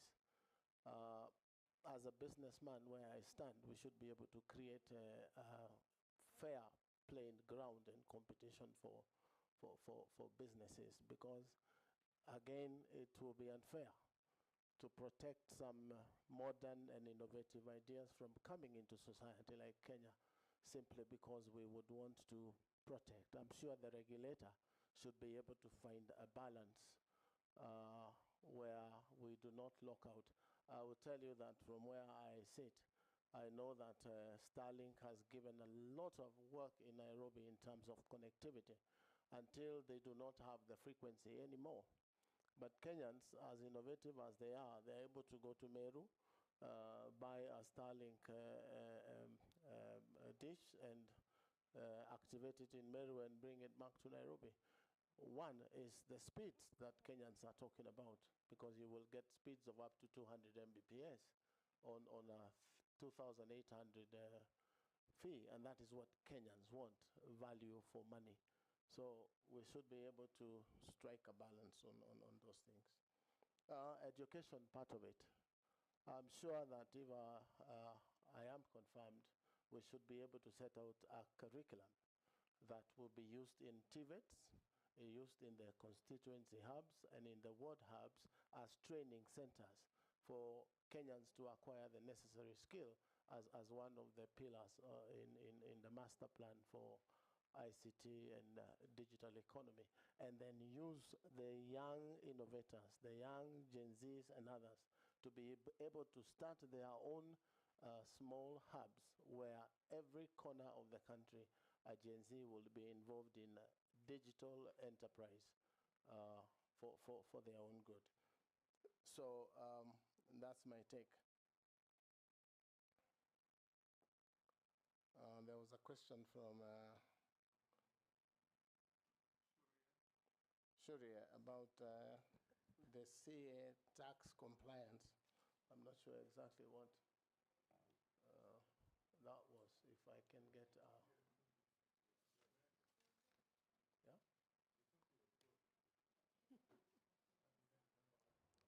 I'm not sure exactly, Speaker, how. He is left.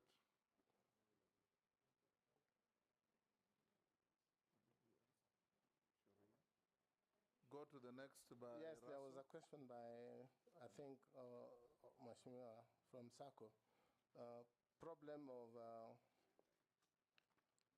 cyberbullying and attacks, especially the threat on the 20,000 services on e-citizen. Again, Mr. Speaker, this is the issue of control and regulations of what, so that we can create firewalls and things like that that stop interference and hacking of government services. And it has happened in the first world, and we should be able to do that ourselves here in Kenya. So we should be on the forefront in making sure that these services are free from interference from hackers, attackers, and bullies. Rahab, you'll pass. Mishi? Thank you, Honorable Chairman. Honorable Chairman, much of the vital questions have already been asked, but I'll just ask a few of them. My first question is on the internet outage by service providers, which often disrupt businesses, education, and access to critical services, leading to significant consumer losses. If approved, what policies or regulations will you implement to ensure internet service provider compensate users for prolonged outages? Furthermore, how will your ministry enforce service level agreements to guarantee reliability and accountability from providers?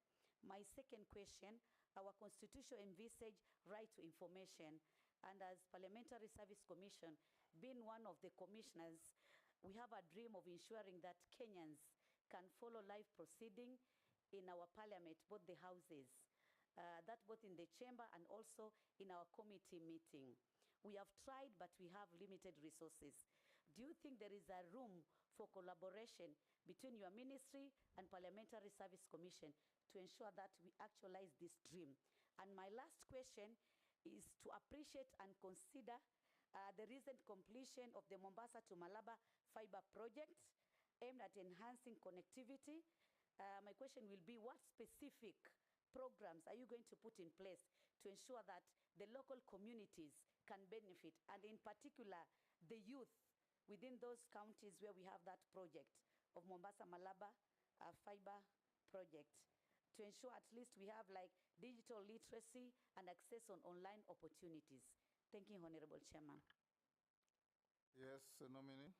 Thank you, Chair. On the issue of internet outage, again, this is a big problem in the country, and every time you call these providers, they have stories that they are not aware. So we probably may need to do some regulations that and ask every provider to be able to monitor outage. But it's tricky because you will find, Mr. Speaker, we have some providers who have capacity of 1 gig in a certain area, but they have acquired or given internet to double that capacity, meaning every other time half of the places will not be working. And this is something the regulator should be able to take up quickly and make sure that we have consistent, stable internet for business. But you will also see that most of the internet services are based on stable power. So if we have unstable Kenya power supply, you will find that sometimes there is outage because of lack of energy from Kenya Power. So it cuts across departments, but we should be able to bring these people together and see what we can do to reduce outage. One of the ways, Mr. Speaker, to do so, if it is a result of power, is to have green energy available, and solar is really not that expensive. A hub can get 4 panels that will keep the hub running for probably 70% of the time when the sun shines. But yes, it's a concern for many. It's also a concern that you will pass some places on mobile network is not working, 3G or 5G. So it's something that I should be able to take up with the regulator and see what it is that the department can do, even in terms of compensating people on the time that they have lost. But knowing businessmen in Kenya as we are, sometimes it's tricky when you start talking of compensations, but it is something that can be looked into. I don't know exactly why PSC or Parliament would not have stable internet when government owns 20% of the internet on the cable. So, Madam Misha, Honorable Misha, if I'm confirmed, I will bring a direct line of internet into the National Assembly. And that should be internet that is almost free.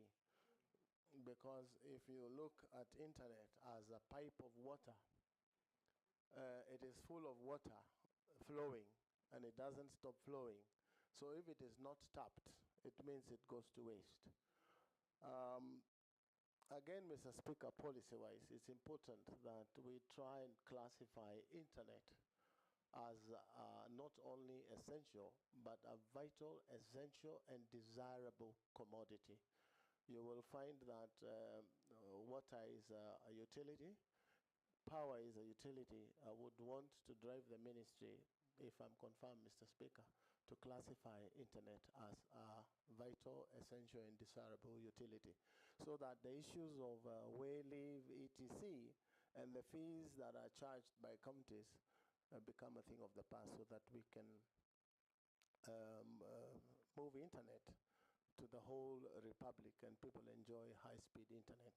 You will find that even things like hotspots that were put by government, most of them are not working because they were put, internet connected, the switches were put, the extenders were put in place, but there was no sustainability plan.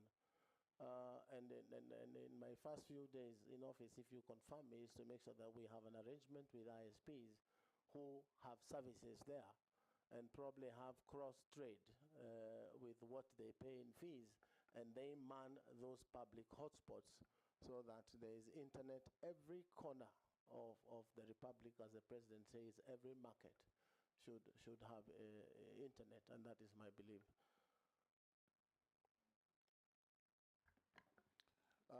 I guess, yes, Mr. Speaker, David Speaker. Thank you.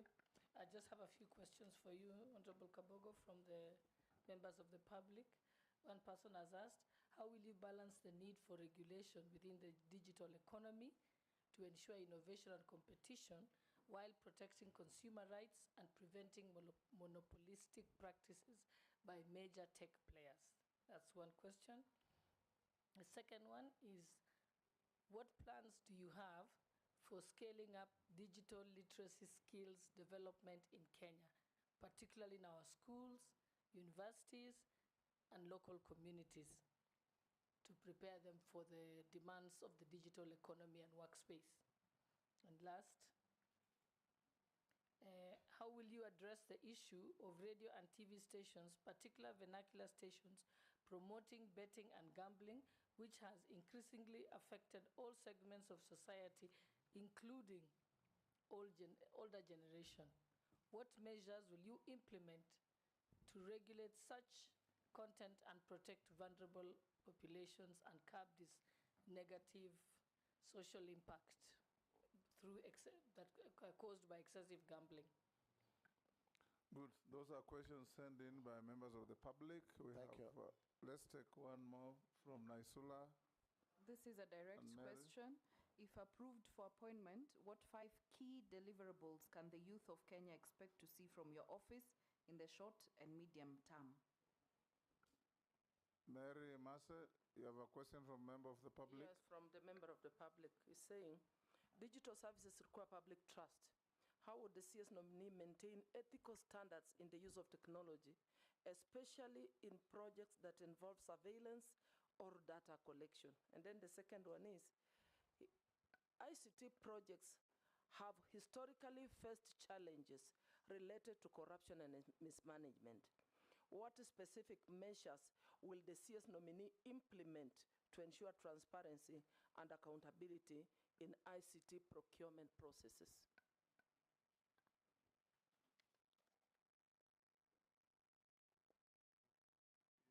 Yes, the first one was on the balancing of digital economy regulations and monopoly. As I said earlier, Mheshimiwa Deputy Speaker, we have to balance and create regulations that look on both sides of the device, but bringing all stakeholders together and discussing these issues sometimes is the easier route so that people understand the parameters. Again, we may have laws, but they are not followed. I'm sure even in bullying, CA has come up with an app that helps you report these things, but not many people know about it. So engagement with public and stakeholders would help us come up with regulations on how to control that monopoly. Plans on how to scale digital skills. We have said we develop curriculums on TVETs in secondary schools and all these things, which we will work together with the Ministry of Education to make sure that this very vital tool is available to Kenyans through secondary TVET and even primary schools. And as it is the plan to connect all institutions of learning with high-speed internet, which is again available on the fiber optic cable. That will enhance learning. We can also involve the young that are educated, very many of them in the streets, as ICT ambassadors in constituencies who may be employed by the ministry to run these programs even online, so that it's not confined only to institutions. And that is my thinking. Betting, Mr. Speaker, it is a very serious problem. Where you find, without risking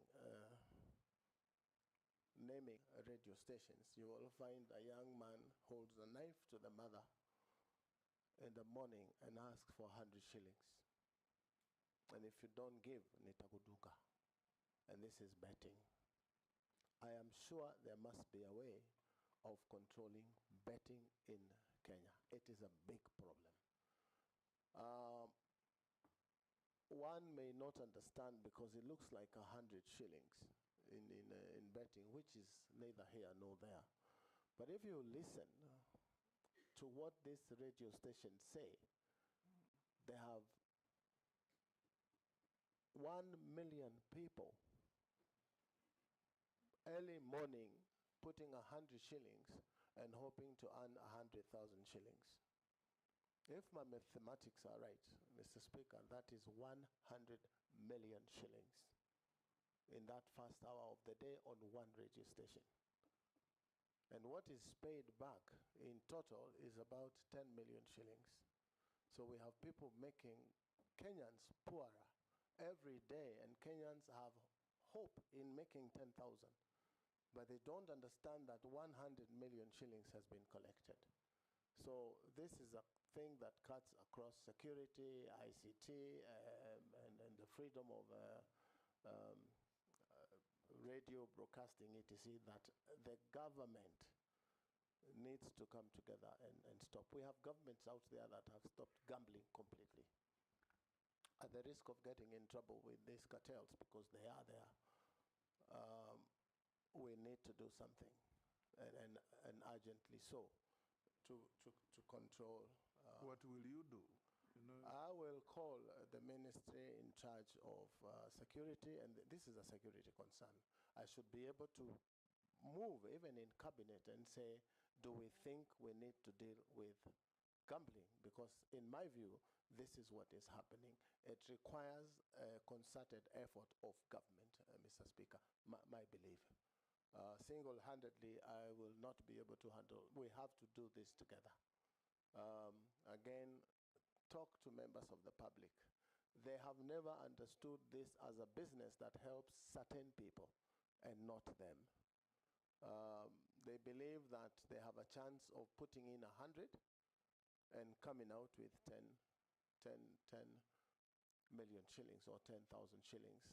Also, we could use an approach, Mr. Speaker, where people use token of 100 shillings to buy into government programs like Konza, so that every Kenyan who puts 100 shillings, in a month or so, it has 8% in terms of ownership of 8 shillings from 100, sorry, to 150 over 2 or 3 months, so that instead of getting 10,000 from gambling, you are getting 10% of your investment at the end of the month. And this is happening the world over in terms of tokenization. People invest in shares. So if we can encourage Kenyans to invest in shares of places like Konza City, you will find that they are putting the gambling money into useful savings in the future. But this is also a culture that, Mr. Speaker, has really grown in Kenya. The gambling culture is a menace, just to say the least. Honorable, I should ask for deliverables for the youth. We are saying we want to involve them to come to these cyber cafes, learn, and engage them to take loans of government. I will be proposing a loan fund for the young, the youth, and everyone, ICT loan fund for startups, where we will lend them LPOs to buy computers, to buy routers, and to have rent to pay. This will move the 1450 burden of building a class in a ward, as opposed to building. They will get rentals, get skills from government, a planned curriculum skill for them, and then we will win them out to be on their own and make money on their own, because the digital platform right now, I'm told, is contributing about 10% of our GDP. It should be moving to 50%, because that's where the world is. Again, if we can deal with the exploitations that the Honorable Ichongwa talked about, where people find digital jobs can be done, HBOs in Kenya, very cheaply. If we regulate that and make them get a good share of their contents, you will see content creators right now are crying that music played on radios, etc., that money never gets to them. We should be able to quickly deal with that so that they get a good share of the YouTube runs that their content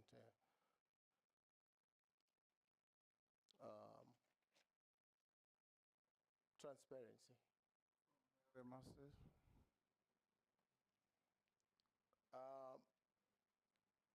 Mr. Speaker, in my mind, where I sit, corruption is a problem again, a problem talked about all over. But if the dealings of government are in the open, for example, there is a portal of the Ministry of ICT and the stuff that the ministry is doing, the engagement with public will put fear in people who plan to do certain things, Mr. Speaker, corrupt dealings. Information is power in the hands of the public, and creating discussions openly. But you will find, again, corruption, Mr. Speaker, doesn't happen on the payment. It happens from inception. So if these things are brought to the open, it will minimize corruption in public affairs. So as a ministry, if I'm confirmed, I should be able to say, I will make sure in the next 6 months, if I'm confirmed, Mr. Speaker, that the Ministry of ICT and Digital Economy is completely digital, and hoping that other ministries, because we now have officers, I'm told, Ministry of ICT directors in every ministry, we should be able to get Kenya government services digital completely. There's a lot of talk out there of e-citizen not working. I've been a victim myself, Mr. Speaker, trying to pay discharge fees for land. And it's important for us sometimes to tell the public what is happening to these platforms. And what I understand, and which we should be able to deal with, Mr. Speaker, is that the front end, which is the application to pay, is automated, such that you can do that in 15 or 5 minutes, so to speak. But when the application for discharge goes to lands, there are files that they have to go through manually to be able to generate an invoice for you. So we've done half the automation. So we should be able to tell Kenyans how progressively we are doing in terms of automating end to end. And I'm sure that can be sectionalized in every ministry that is giving government services. But getting 20,000 services today is not a simple thing. So I'm thinking if we all buy into the idea of making Kenya a digital country in terms of government services, it will be easy for everyone. Even for members of parliament, where they want to know exactly what is happening in every ministry, and those portals are available for read only. You should be able to know from the ministry, even as opposed to you asking a question from a minister, you should be able to know exactly what is happening in the Ministry of Sports in terms of their development programs. So, Mr. Speaker, it's a journey that is worth taking, and we are equal to the task as government service providers. Thank you, Mr. Speaker. Yes. In probably just correct, Standard Media have put out that he said 1912 is when he started using computers. I just want him to clarify on record so that Standard Media doesn't play around with it. He was born 1912. Yeah, I know. He's only 60. He was born in 1961, but Standard Media have said he started using computers in 1912. That's what they have reported. So he just needs to just say it. Mr. Speaker, I had said earlier that I had issues with the Standard, and I took them to court and made a little bit of money. So surely, I was not around 1912. But if they don't withdraw, I shall do what is necessary, Mr. Speaker. I thank you. We'll simply tell the country when you started using computers. Yes, I had said here, and it's on record, Mr. Speaker, that it was 1992. Yes. And I remember it very well. That's because what that time Somalia had just gotten into problems. Where did the Standard pick 1912? So probably he had 12 instead of 92. We just encourage let's not escalate it. We encourage you gentlemen of the media, be as accurate as you can in reporting what is going on here. Because Kabogo didn't say 1912, and if he did, I would have stopped him. Because that would have been a crude misinformation. Honorable Kabogo, there's one more Kenyan called Muhuyo, who says, ask the nominee how he will ensure free, fair, and precise election by ensuring counting and release of result is fast and accurate, like in the US, where results for over 200 million voters is released in less than 48 hours, whereas here, we just have a less than 1/8 of the same. He's also, of course, not factually correct, because we know the case of Florida in the US, yes. But you can answer. Mr. Speaker, thank you. That is a very genuine and good question. Yes. But the ministry that probably, if you confirm me, will have very little on the issue of elections because there is a body. But as a Kenyan, Mr. Speaker, I would want a situation where I walk into a ballot room where elections are being held. I am identified digitally, I vote digitally, and my vote is counted that minute. That is a dream that every other politician who has suffered things like I have suffered on issues of elections, it will be a thing of the past, but it's a dream for many countries. Before I come to the final issues, Honorable Kabogo, as Kenyan, and if you are confirmed, you've been repeatedly asked here about cyberbullying, pornography, and dirty material on the net that's accessed by our children. We were in Australia in October, and the Prime Minister of Australia was moving a bill, the Prime Minister himself, to curtail access to social media by under 16s because of these kind of reasons.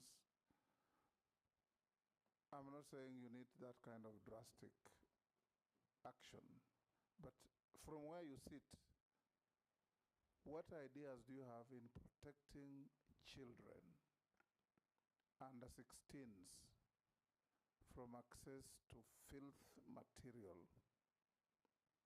that is all over?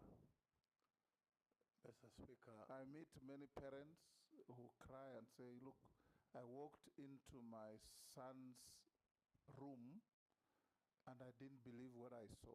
How old was your son? 7. I walked into my daughter's room, I didn't believe what I saw. How old is your daughter? 10.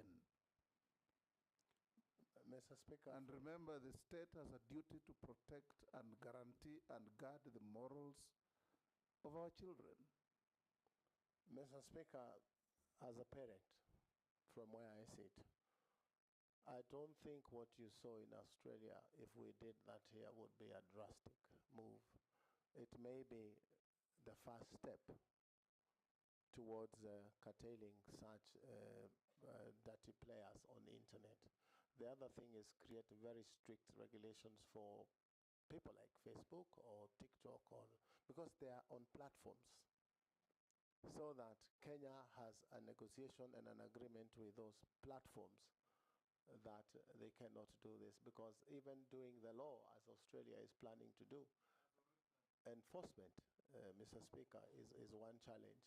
But I would prefer to recommend to Cabinet that such a law be put in place ASAP, because what is out there is really shocking.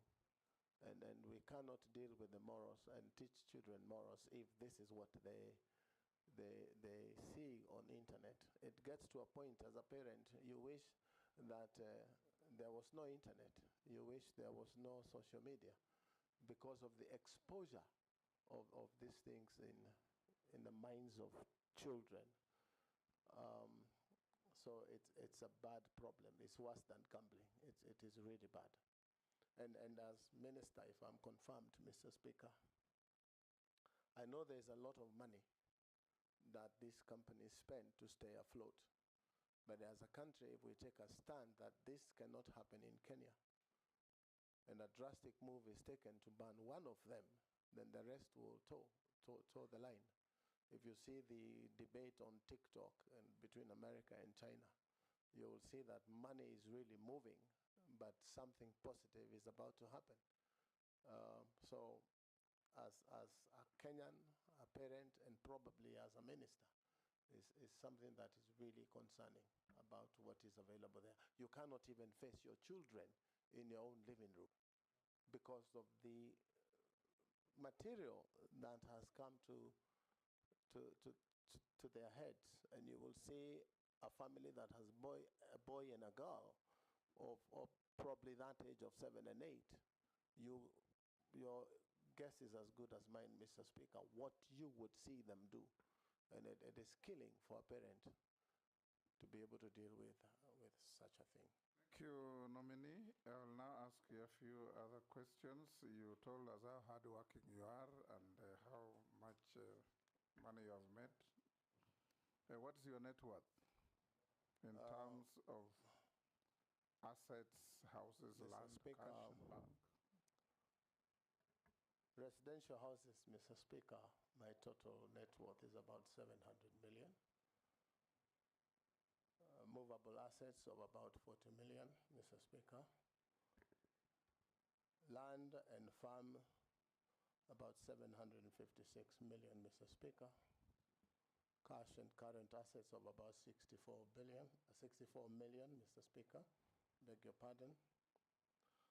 And interest and shares in companies, approximately 1.5 billion. So a total of about 3.01 billion, Mr. Speaker. Yes. Conservatively, Mr. Speaker. Conservatively, you are worth over 3 billion. That's what you say, yes. Thank you, Mr. Speaker. Have you ever been convicted? Yes, Junet. Mr. Speaker, when I listened to the presentation on the issue of net worth, the nominee said he has a movable asset. I suspect that should be vehicles and such things. Yes, for Mr. 40 million shillings. Yes, Mr. Speaker. Only? Conservatively, yes, sir. Yeah, I saw another vehicle that looks very ugly. I thought that alone is 40 million. The one that looks like something else on the road. You remember? Mr. Speaker, vehicles get devalued almost up to zero, accounting-wise. And you know the prudent rule in accounting, you anticipate both losses and profits. So, yes, it could be about 40 million. Yes, Murugara? It is said he also owns a chopper, and I don't see it anywhere here. A chopper. He actually it's a movable. No. Mr. Speaker, it is true. I had one at some point when I was a young man. What happened to it? And I could fly it myself. I'm a pilot myself, Mr. Speaker. So when I couldn't fly as much, I decided to let it go. You sold it? Yes, I sold it. So it's part of the 3.06 billion. It's part. Have you ever been convicted of an offense in a court of law? No, sir, I have never been convicted. Have you ever been adversely mentioned in any parliamentary committee report, apart from the cited documents? No, I have never been mentioned, Mr. Speaker. Do you hold an office in a political party? No, I don't, Mr. Speaker. I resigned from Tujibebe when I was nominated by the president. You nominated a caretaker? Not as yet. The party is going through the process. Have you ever been dismissed or removed from an office? No, sir. On account of contravention of Article 75 of the Constitution? No, sir, I have never been. Okay. Have you ever been adversely associated with practices that depict bias, favoritism, tribalism, nepotism in the discharge of your duties? No, sir, but a couple of years ago, I was taken to court on hate speech, but I was acquitted of the charges. That's like nine years ago that I had said something in a Thika stadium that was not pleasant for political opponents, but I was taken to court and I was acquitted. Was it tribalistic or nepotistic? No, it was not tribalistic. It was just political statements. Right. Thank you. We now come to an end with you. Make sure you collect your documents that have been cross-checked with what we have and found to be in order. There was a bit of memoranda on you. We've seen your responses and they are reasonably satisfactory. So unless you are lawfully held, thank you so much. You are discharged to thank go you so back much, to your Mr. Speaker, businesses. And, members of the National Assembly. Asanteni sana. Thank you, Honorable Kabogo. Members, we'll have a 10-minute break to allow the clerk and his team to prepare for the next nominee.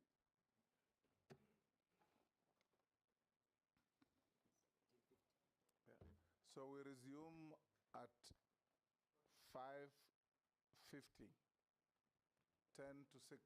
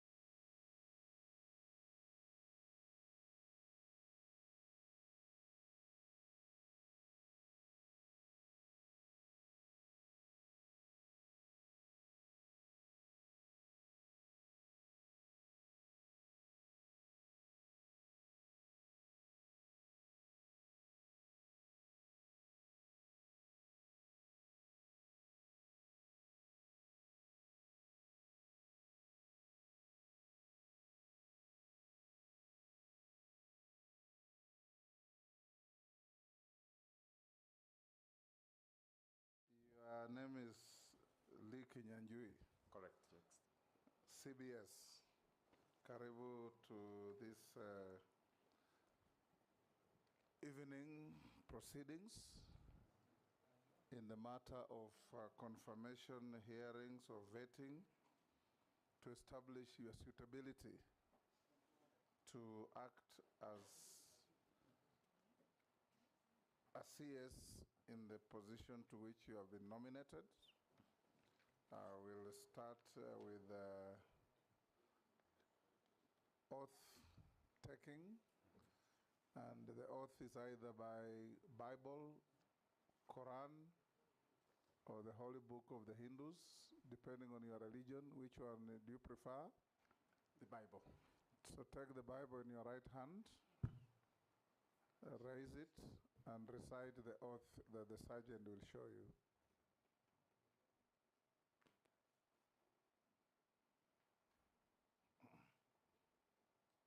I, Lee Kinyanjui, do swear that the evidence I shall give before this committee on the matters under its consideration shall be the truth, the whole truth, and nothing but the truth. So help me God. Thank you. You may take your seat and sign to the oath.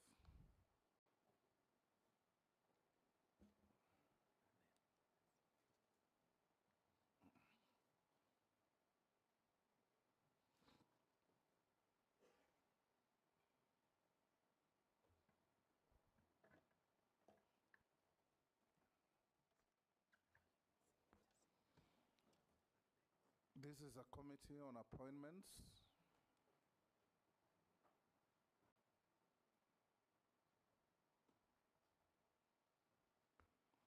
Good. If you have your original documents, you can give to the sergeant to pass on to the clerk to cross-check with what we have in our possession on you.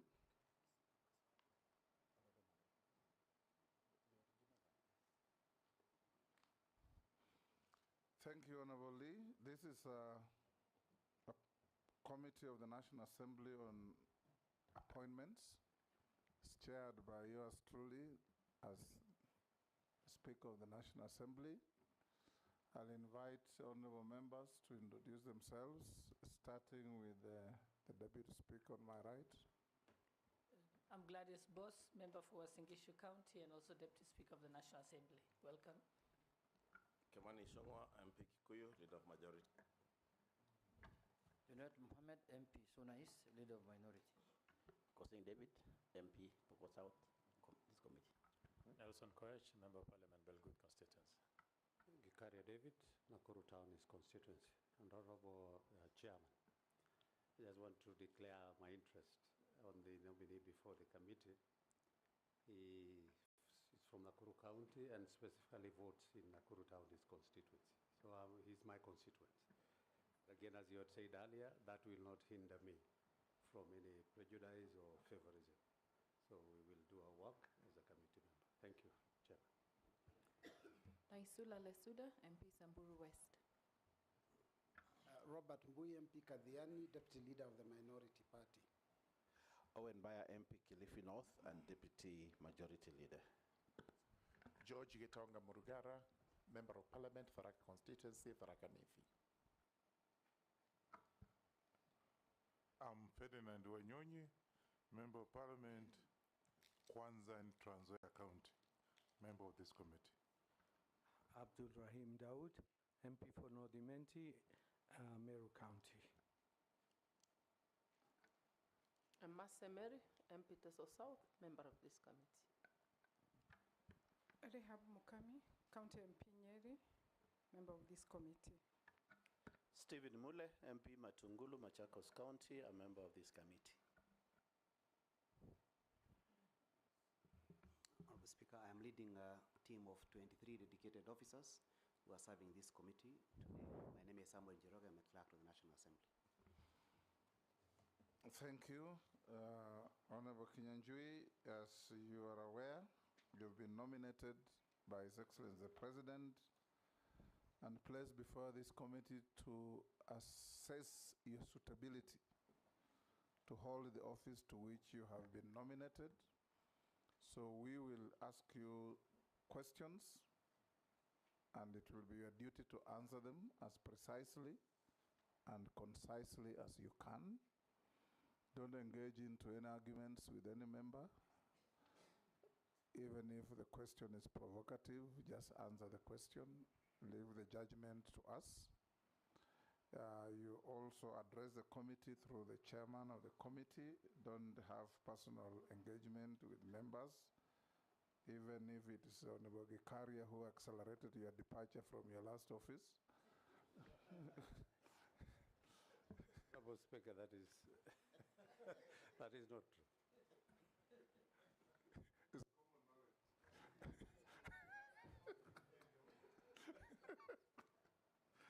Gikaria, you want to deny what is obvious? It's with a light touch, but you know where the facts lie. So we'll start by inviting you, Honorable Kinyanjui. I also declare, I know Lee very well. We were in Parliament together, and we have been good friends. That notwithstanding, we will ask you every question that is relevant to establish your suitability or otherwise to hold this office. Start by, in 5 minutes or less, telling us your name, your educational background, your professional background, your work experience, any key competences in your life that make you feel and believe you are suitable for the role as Cabinet Secretary in the portfolio to which you have been nominated. Before you start, I invite Honorable Mishimbogo to go on record by introducing herself. My apology, Honorable Chairman, I was praying. My name is Honorable Mishimboko, MP for Likoni, Mombasa County. Thank you. Go ahead. Thank you, Mr. Chair. Allow me to take this opportunity first to express my gratitude for the opportunity to serve my country, or to be nominated to serve my country by the President. And I really want to say that I take this as a very solemn moment. We don't always get time to serve our country. So I come here in that context, and also wish to confirm that you have conferred me the title of CBS. I hold no such title. So thank you for that. Quickly going to myself, I want to say I'm a graduate of Kenyatta University, and I studied education, English and literature. I'm therefore a proud graduate of one of our local universities, and I say through my experience in Kenyatta University, I have come to see the value of education, especially education in our universities that prepared us to meet and conquer the whole world. So I think that's about my study at the university. When I got to work, I have not worked for government for long. I taught briefly and then went to the corporate sector, where I worked in the oil industry before venturing into private business. In the year 2006, I vied in a by-election in Nakuru. I did not succeed, but the following year, which was a general election, I vied, succeeded, and was elected Member of Parliament for Nakuru Town. Then included East and West was one constituency. Further, in the Grand Coalition government, I was appointed the Assistant Minister for Roads, and I worked with the late Kipkalia Kones, and later with Franklin Bett and PS Michael Kamau, and together we worked very closely with the then President Mwai Kibaki in delivering the roads agenda that remains a huge legacy to date. During my time at the ministry, I attended many postgraduate trainings, including in PPPs, transport management, privatization and outsourcing, procurement, and many other areas relating to the docket that we are working. Mr. Chairman, allow me also to say that during our tenure, we undertook some of the biggest infrastructure projects that are seen to date, one of them being the Thika Road. Second one are the eastern bypasses that we see here today, and the others include the major road network connecting us to the neighboring countries, including Isiolo, Merile, going all the way to connect to Ethiopia. And I think the important part, Mr. Speaker, is that when I worked under the Ministry of Roads, we were actually looking at this docket from an infrastructure point of view. How do we connect with Uganda infrastructure-wise? How do we connect with Tanzania, with Ethiopia, and all these countries, and ensuring that there's smooth flow of goods and that our manufacturers have access to all those big markets, many of which do not have the advantage of manufacturing as we do have.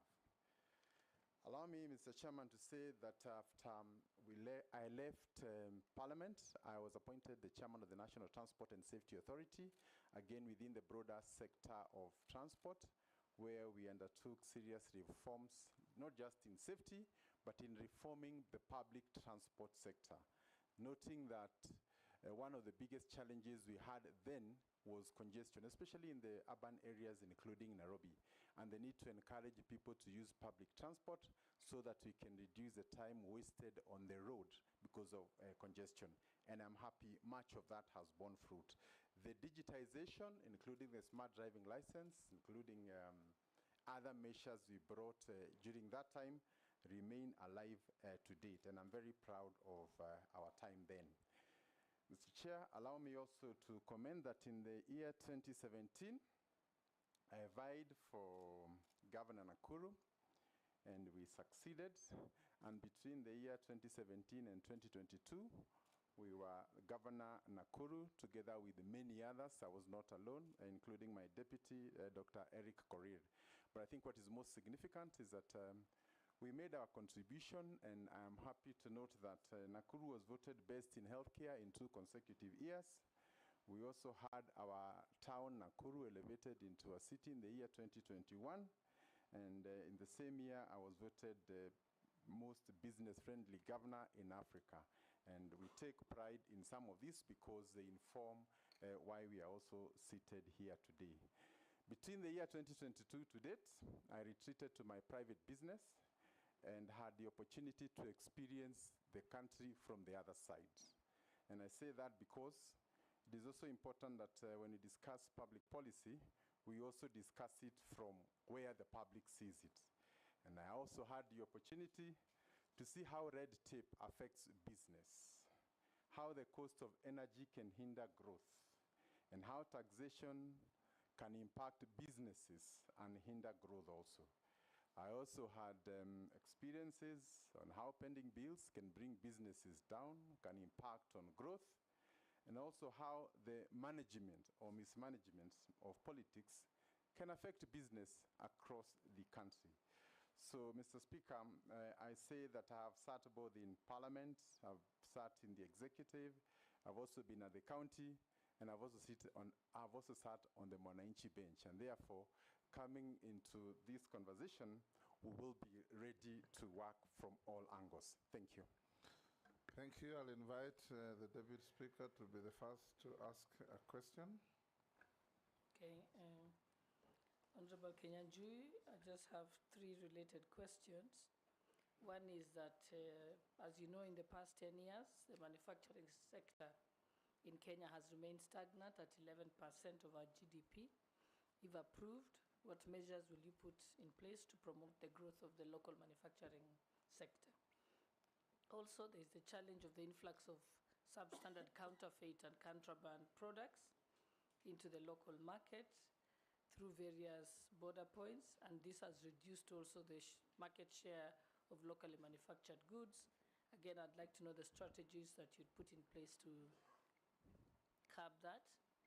Also, scrap metal industry in Kenya meets a huge demand in both the local and international markets, and it contributes to about 0.6% of Kenya's exports. If approved, what policies will you implement to ensure that this trade grows, but also strike a balance with safeguarding against vandalism? Thank you. Go ahead. Thank you, Mr. Chairman.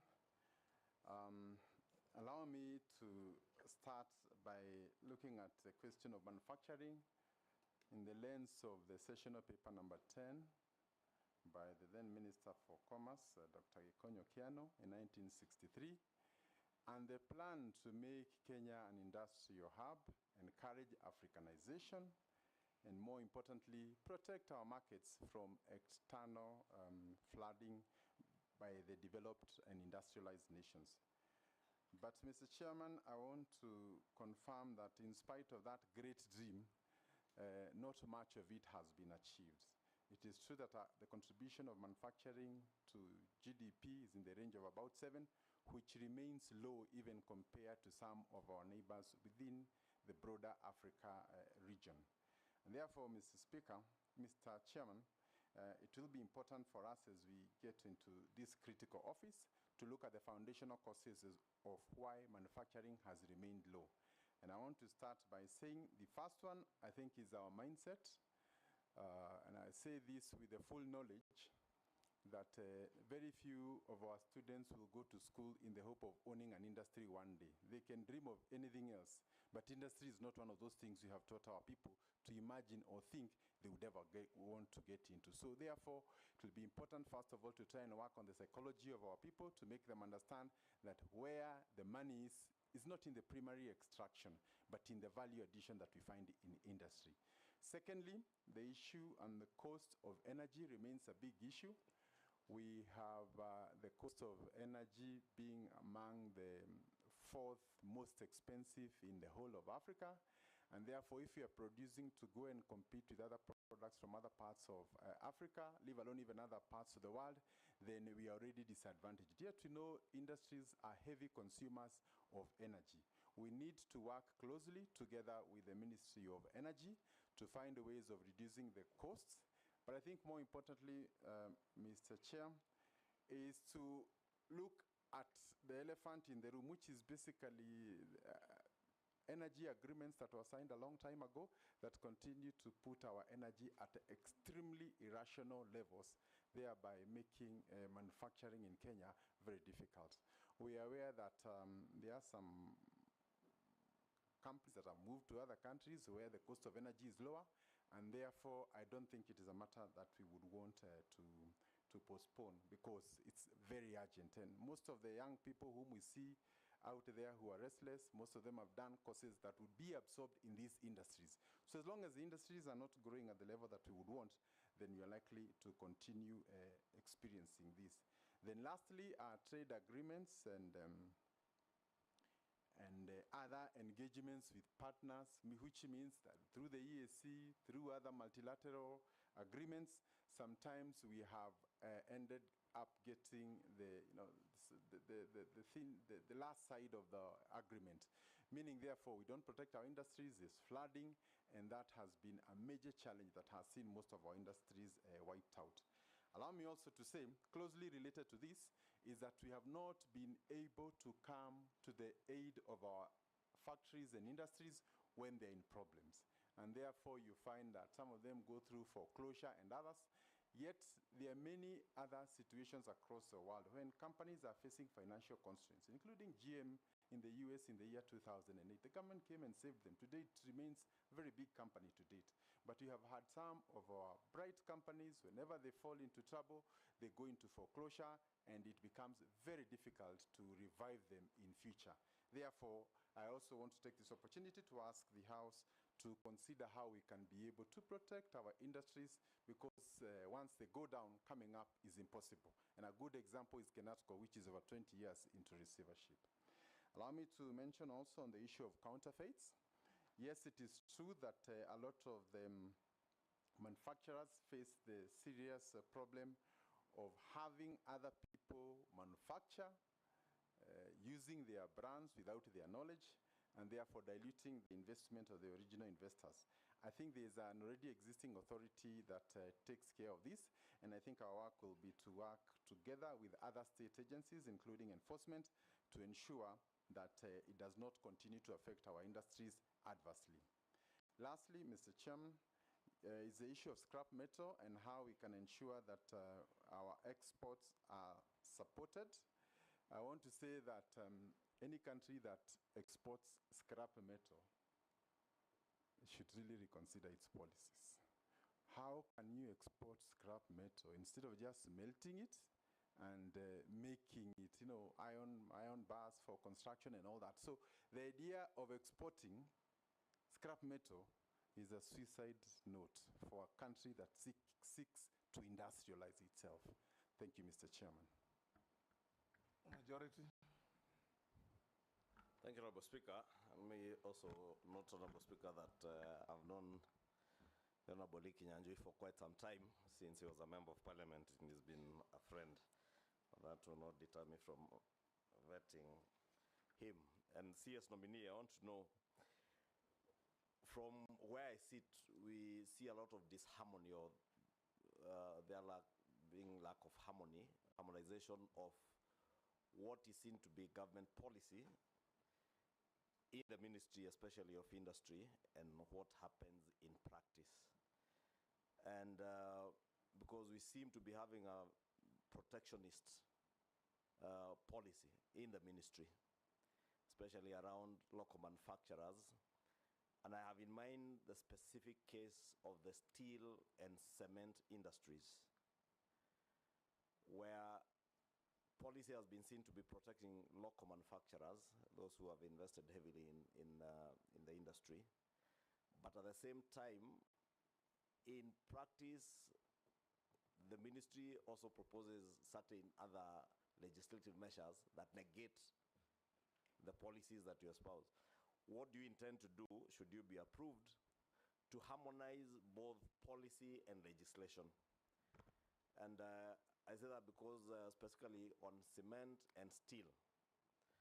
For instance, we want to encourage the growth of local industry in the steel sector with heavy investments by particular players in the country. But legislation then comes to Parliament that in a way is also killing small industrialists. And you find that you are protecting the very big industrial setups, but also killing cottage industries. Look at the people who are smelting the scrap metal you're talking about, and those who are processing iron ore to steel. Look at those who are manufacturing mabati, iron sheets, and wire rods. And the legislation around it, and what the ministry espouses as government policy. I therefore just want to hear what your views are on a protectionist policy in government of industry vis-a-vis the encouragement of young and nascent cottage industries in the country. Because big industries, yes, create jobs, but also the cottage industries probably create much more jobs than those big, very big mega industries. Just your views on that, CS nominee, and how you will harmonize both policy and legislation. Junet, Lee will take several so that you can answer them together. Junet, you will skip posing. Thank you, Chairman.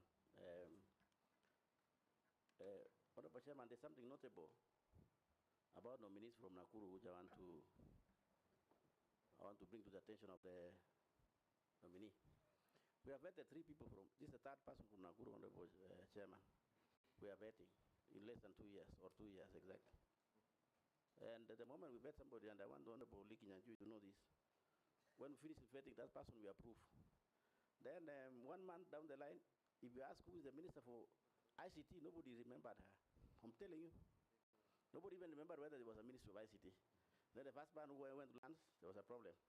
So Honorable Kinyanjui, are you going to be part of the same? Was that a fate?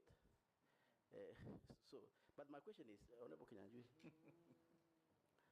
this idea of economic zones has been criticized by some critics and given a proposal which I want to know what is your thinking about it. They are saying, rather than having those economic zones in counties, that you as a minister now coming for industrialization, that you don't focus on that. What you do, you focus on economic niche of counties. Fund some budget for specific counties and develop that economic niche. And they give examples like, for example, in Turkana, there's oil. So if there was money, you develop that economic niche for Turkana, we'll develop our country from that point, and it will actually contribute to our economy. West Pokot is mining. I can assure you that. There's a lot of minerals in West Pokot. So rather than doing these economic zones, Why don't you find money and develop that economic niche? Tourism, Narok, and then also maize in, for example, Kitale. What do you think about people who think like that, rather than just having these white elephants, in my view, called economic zones without actual economy? Thank you, Chairman.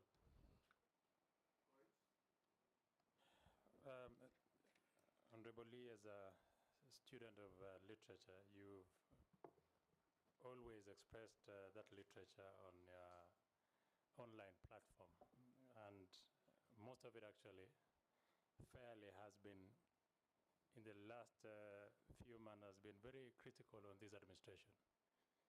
Number two, your party Ubuntu had its manifesto. Now you're joining, assuming this committee approves you, you will be joining the Kenya Kwanza government, which has also its manifesto. How do you want to use, how do you think you will work with this administration, considering that you've been extremely critical of this administration and its policies, and now you have to sit with the same team that you've criticized and used words against? Thank you.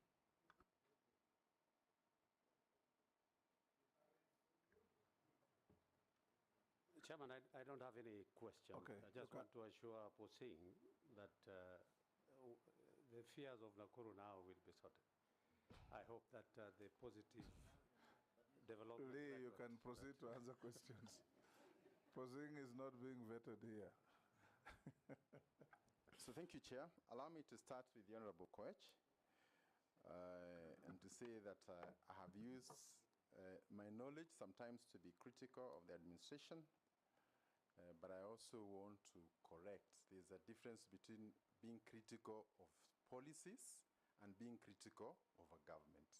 If, for example, we say pending bills are affecting businesses, that is not an affront on a government. It is a plea from the business community to try and ease cash flows so that businesses don't fail. If we say taxation beyond a certain point can stifle growth, that is not criticism. It is actually positive criticism, so that if you take it, then everybody is a winner, from the government to the citizens and all that. And I think it's really important for us to also embrace that even when you're in office, including myself, it is not possible that I'm the only one with ideas. There'll be people from out there who will think I can do something better. And the right thing is to give them that avenue. And possibly, if they have better ideas than myself, also to listen to them.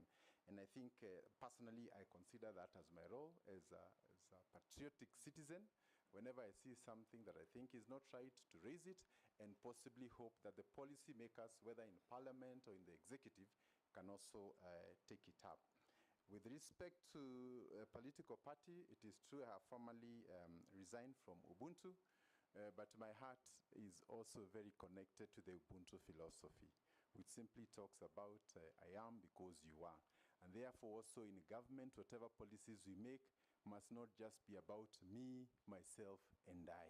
There is a bigger community beyond yourself. And I think really this is what we need to really get out there. When you see poverty out there, is not something we can ignore.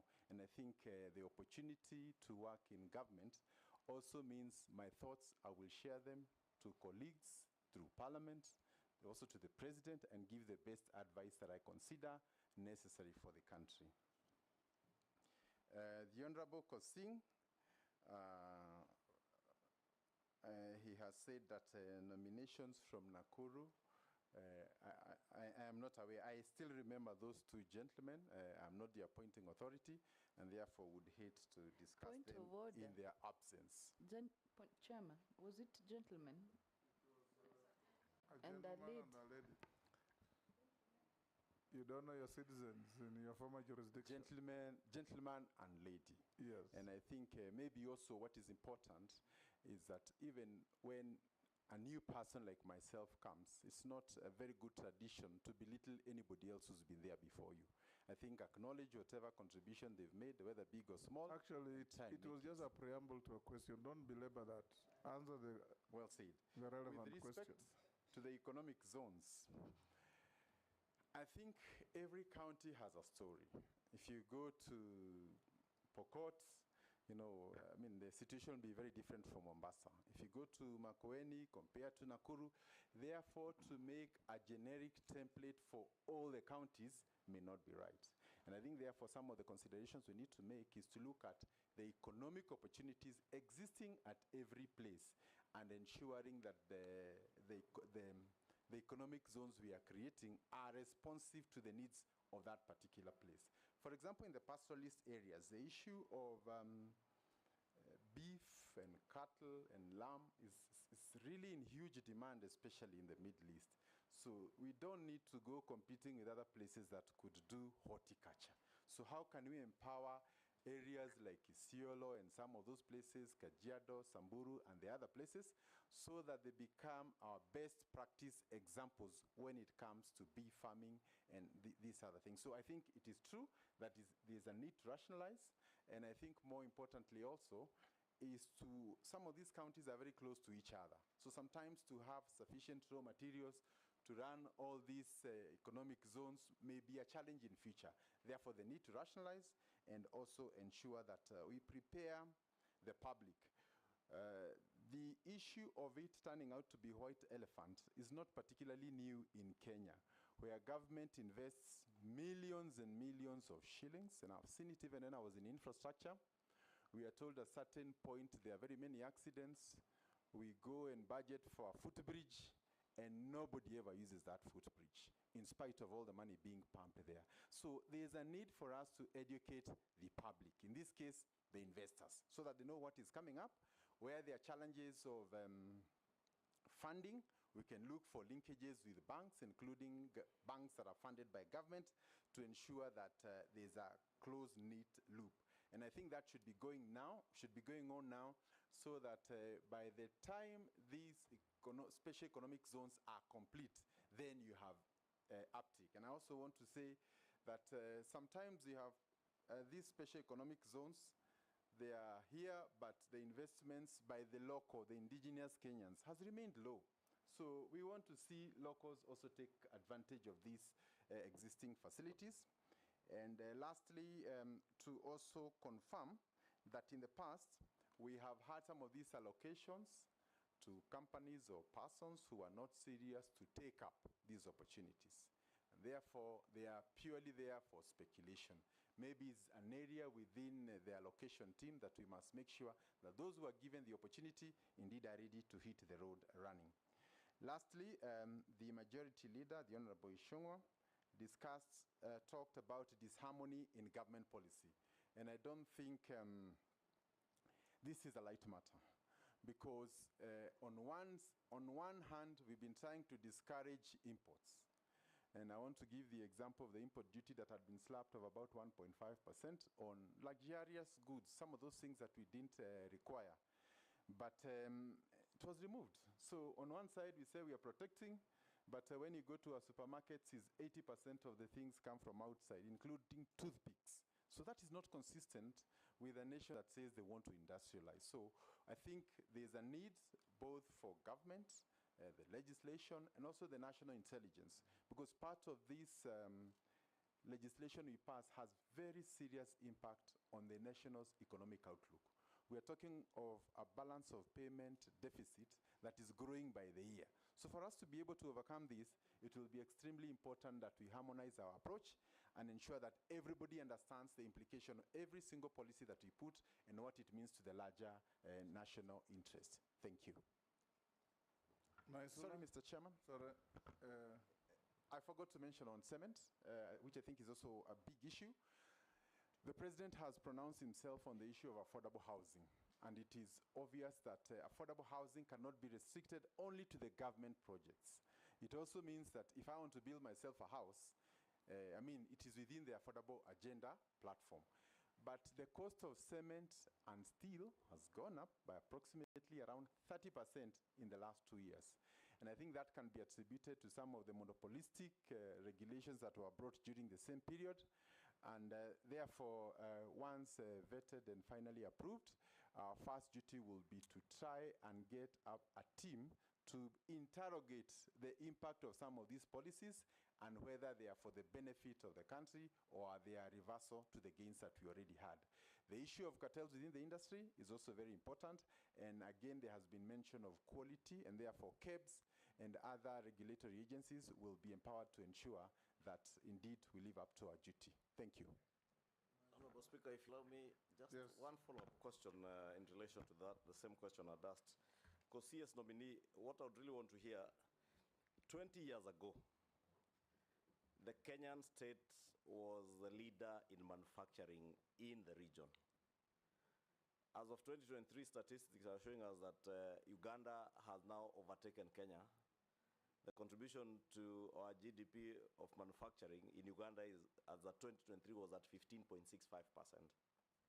while Kenyans has stagnated at about 7.6% as of 2023. And 20 years ago, Ugandans, Tanzanians, Burundians, Rwandese, all the way to Congo, people are importing things from Kenya. What is it that you intend to do as a Minister for Trade and Industry to get us back to where we were at least 20 years ago, if not anything else? Because, and I agree with you, it is these protectionist policies that in a way are negating those gains. If you go to Uganda, it's not very big mega industries that are growing that contribution of manufacturing to GDP. It's small industries. But those are the small industries we are killing in Kenya. What will you specifically do to ensure that as you harmonize policies and legislation, you also encourage small cottage industries to grow in the country and take us back to that position where we were the leader in the region? Thank you. Thank you. Just to build on to what majority leader said, nominee, it's not just about aligning Kenya's trade and industrial policies to the legislation. It's also about aligning all that to sustainable development goals, because that is what will guarantee that we continue to industrialize, that these industries continue to thrive and grow and expand. So those specific initiatives or plans or action plans that you intend to undertake, I think that's what we want to hear from you. And maybe to guide you, CS nominee, for instance, we are signatories, and I see you are a consultant with the Africa Continental Free Trade Agreement. And having been a consultant, I don't know whether you still continue working as a consultant, but this African Continental Free Trade Agreement allows free access to markets of countries that have are signatories to this agreement, from Southern Africa, East and Central Africa. But then again, locally, we are signatories to that agreement, but then we have policies again that are negating the provisions of that agreement in terms of restricting the free entry of raw materials especially. And I have a case in mind of those two industries that I mentioned, clinker in cement and billets, steel billets. Because we pretend to be manufacturing those billets here and producing our own clinker, yet we are importing coal, and therefore probably the inputs that we need for production of that clinker becomes very expensive. And that's how you find that cement, the prices are almost 1.5 times as what they ought to be. And therefore, I don't know what you will do, but really it is something that needs someone who will be very bold to confront all the players and be able to have a very balanced program of how you balance those trade agreements, the growth of our cottage industries, and protection of big industry. Lee will take the Deputy Speaker. Yes, mine is brief, just to as a follow-up question. The cost of clinker has significantly increased because there's been a big excise duty loaded onto imported clinker. So you've alluded to the cost of cement, and that is something that's been done in the last few years. So what are you going to do? Because the only way to bring down the cost of cement is not to load excessive excise duty on imported clinker. Because the clinker, we can't produce all the clinker in Kenya. I think 85% of the cement component is clinker. What are you going to do about it? Because that's the biggest challenge facing the building industry, and that's squarely in the hands of your ministry. that you're nominated for. Thank you, Daud. Thank you, Mr. Speaker. Mr. Speaker, to the nominee, he's been a former governor of Nakuru, and myself, I'm the patron for street families in Meru for the last 20 years. Can the nominee confirm during his tenure as the governor for Nakuru, he picked up all the street families, street boys and girls, put them in a truck and went and threw them in a forest? That's an allegation which he would need to confirm. Secondly, I would want to ask the nominee, because he's going to, the manufacturing sector has remained stagnant for many years. It contributes 11% of the GDP.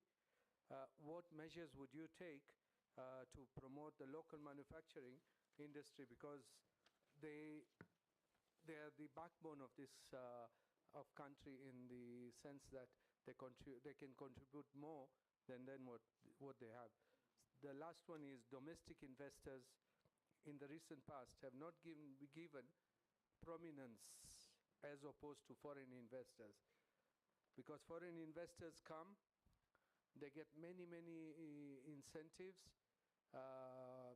tax incentives and other incentives, which are not available to our domestic investors. If you do get approved, how are you going to assist our domestic investors gain a foothold, because they do not have a foothold in this trade in the country? Thank you, Chair. Can you answer those? Thank you, Chair. I wish to start with the Honorable Address Majority me as Leader. chairman, not chair. Thank you. With respect I'm sitting on a chair, but I'm the chairman. It's been long. I stand corrected. Go ahead. I wanted to respond. The issue of the contribution of industry to GDP has declined. But the truth also is that from independence to date, our economy has diversified. There are many things that were not there. For example, Kenya is among the top in geothermal in the world. Actually, in Africa, we are a case study. Sometimes when you're looking at industries, we don't see that as an industry. If you look at the flower export business, that's a whole industry unto itself. We are probably the fourth and the best in the whole of Africa. So sometimes when you're defining industry, we are defining it from the way we knew it then. But industry is very dynamic. Even the M-Pesa platform, it in itself is a whole industry, financial industry, that has completely reconfigured our economy. So I think as we move forward, and the banking industry, Kenya is not just an economy to itself. I mean, all these regional countries look up to Kenya. So I think sometimes when we say that our contribution has gone lower, it sometimes is taken to mean like we are stagnating. It is not entirely true. Actually, we are diversifying. The members are talking about the prism of manufacturing. Yeah. Yes. Yeah. And I'm also calling upon us to see manufacturing in the broader context. Yeah, actually, I would like to comment about the manufacturing, and I want to echo what the Emir has said.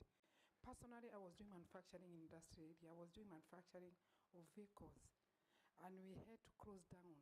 And if you go to industry area today, you'll find that all the go-downs are closed down. So I think it's good to accept that there's a problem, and then we sit down, we involve all the stakeholders, and then we see what we can do so that we can now open those industries. Go on. That's a personal testimony.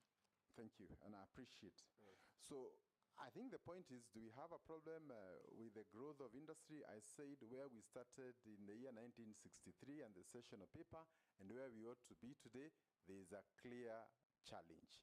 The issue is how we can unlock that challenge. One of them I said was the cost of energy. The other issue is also getting into agreements that allow flooding of goods into the country, thereby disadvantaging our local people.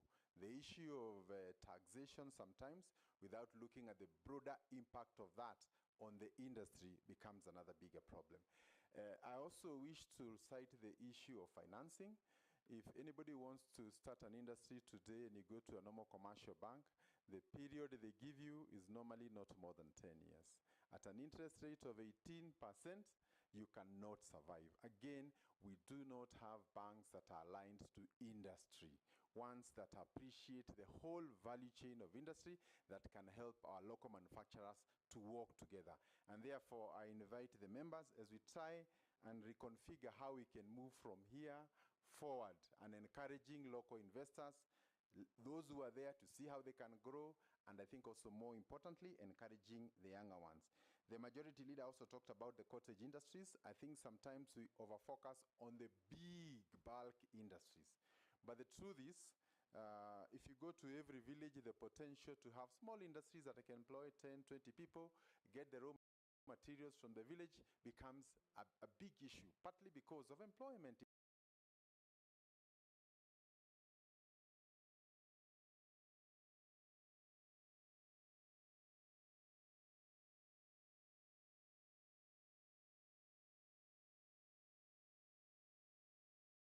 In the rural areas.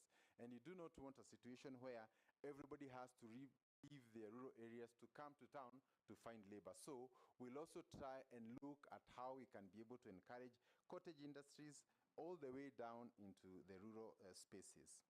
Then on the issue of sustainable industrial growth, I think it's also very important that we don't just seek to have industries that will come, create jobs for 1, 2, 3 years, and then from there, they are gone. And I think looking at Kenya's position with respect to sustainability, especially on energy, we have a big step that we've already made. But I think there are critical decisions that need to be made with respect to energy that would help us to overcome.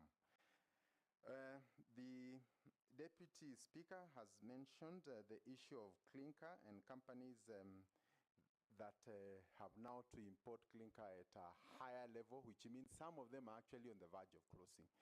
I think sometimes when some of this legislation comes, it would be wise to give the industry time, in which case you say, within the next 3 years, everybody should invest in clinker mining. So that if you're a local company and you know between now and then the duty will import duty will continuously go up by 5% or 10%, then it means you have to look for alternatives. And government can give them time. But some of these drastic decisions will send our local companies to the gallows. And if you look at the exports to our neighboring countries without mentioning, cement is one of the big commodities that we are exporting, including steel. So when you come and also extinguish our companies here, we are also shooting ourselves within the regional export market. The Honorable Dawood has mentioned street children were rounded, don't know, taken somewhere. I think it is good to say that even if they are street children... It was alleged. Alleged. You remember, Lee? Yes, it was. That in an attempt to make Nakuru attractive and make it a city, you picked street children, some street families, put them on the trucks, and went and dumped them in Embobut forest. Mr. Speaker. I'm saying, let me finish. Because you remember this matter came up in the Senate? Yes. And Embobut forest was said to be infested with hyenas and other dangerous wild animals, and some of those children were never found. Mr. Speaker, it is extremely wrong. I have used the word very advisedly, alleged. I also have many allegations about everybody else. So if it's about allegations, I think we can also come up with allegations. But I advise you not to lose your cool. Just answer questions. It's about my integrity. The way they are asked. We also have allegations, if it's about allegations. Just answer questions the way they're asked. That's what Dawood asked. And I was making it clear to you because you remember this matter was in the House of Senate for quite some time. So go ahead and answer. If it is not true, even no is an answer.